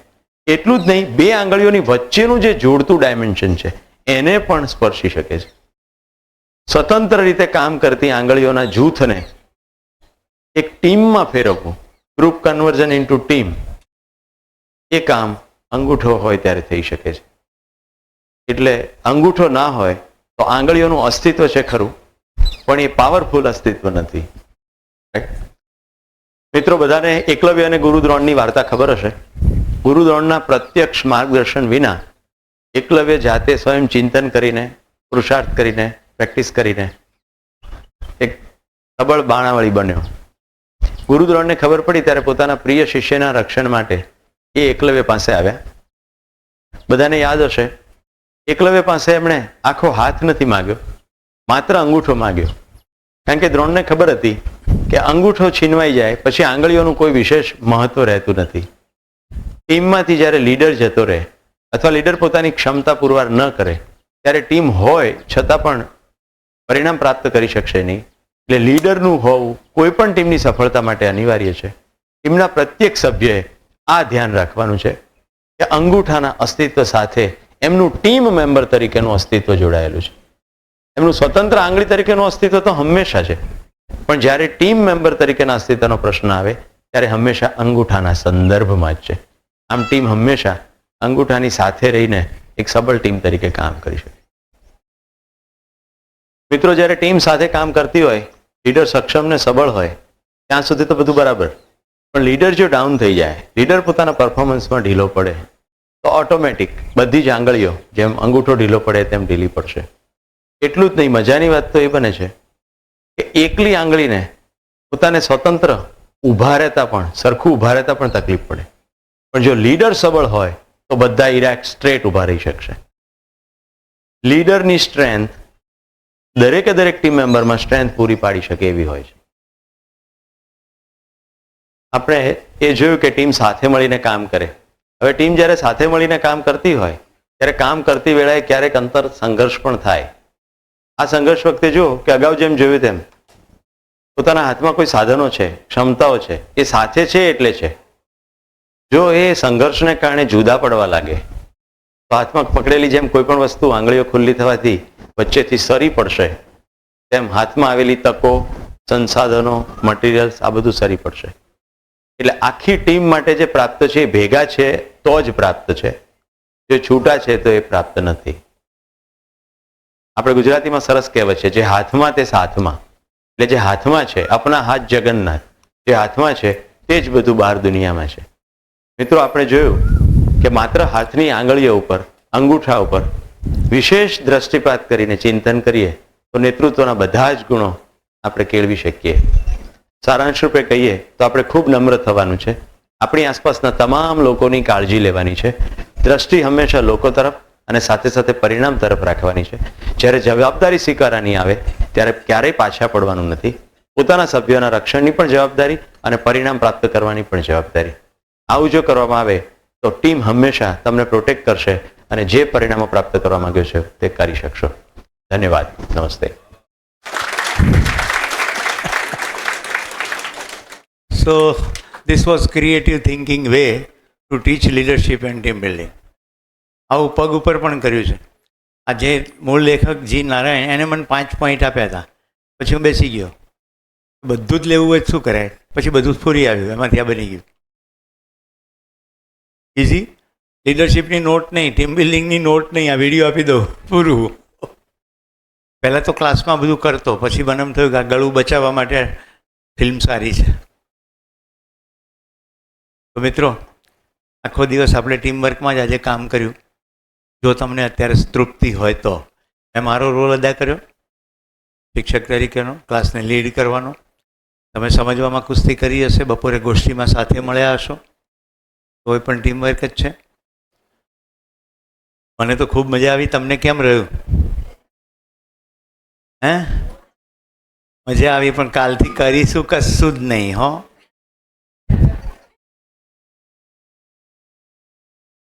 હે મને પ્રોગ્રામની તૃપ્તિ ત્યારે થાય કે ગયા પછી મને એવી ખબર પડે કે આ પ્રોગ્રામ પછી આટલા એક્શન નક્કી થયા, આ એક્શનના આટલા પરિણામો આવ્યા અને હવે સ્કૂલનું આવું ચિત્ર છે કે પહેલાં કરતાં જુદું, તો તૃપ્તિ થાય. બાકી તાળીઓથી કોઈ શિક્ષકને તૃપ્તિ થતી નથી. સારું લાગે, અચ્છા લગ્ન અચ્છા હોના નહીં હે, અચ્છા હોના તો કરીને કરો તો જ અચ્છા હોના હે. થેન્ક યુ, ધન્યવાદ, નમસ્કાર.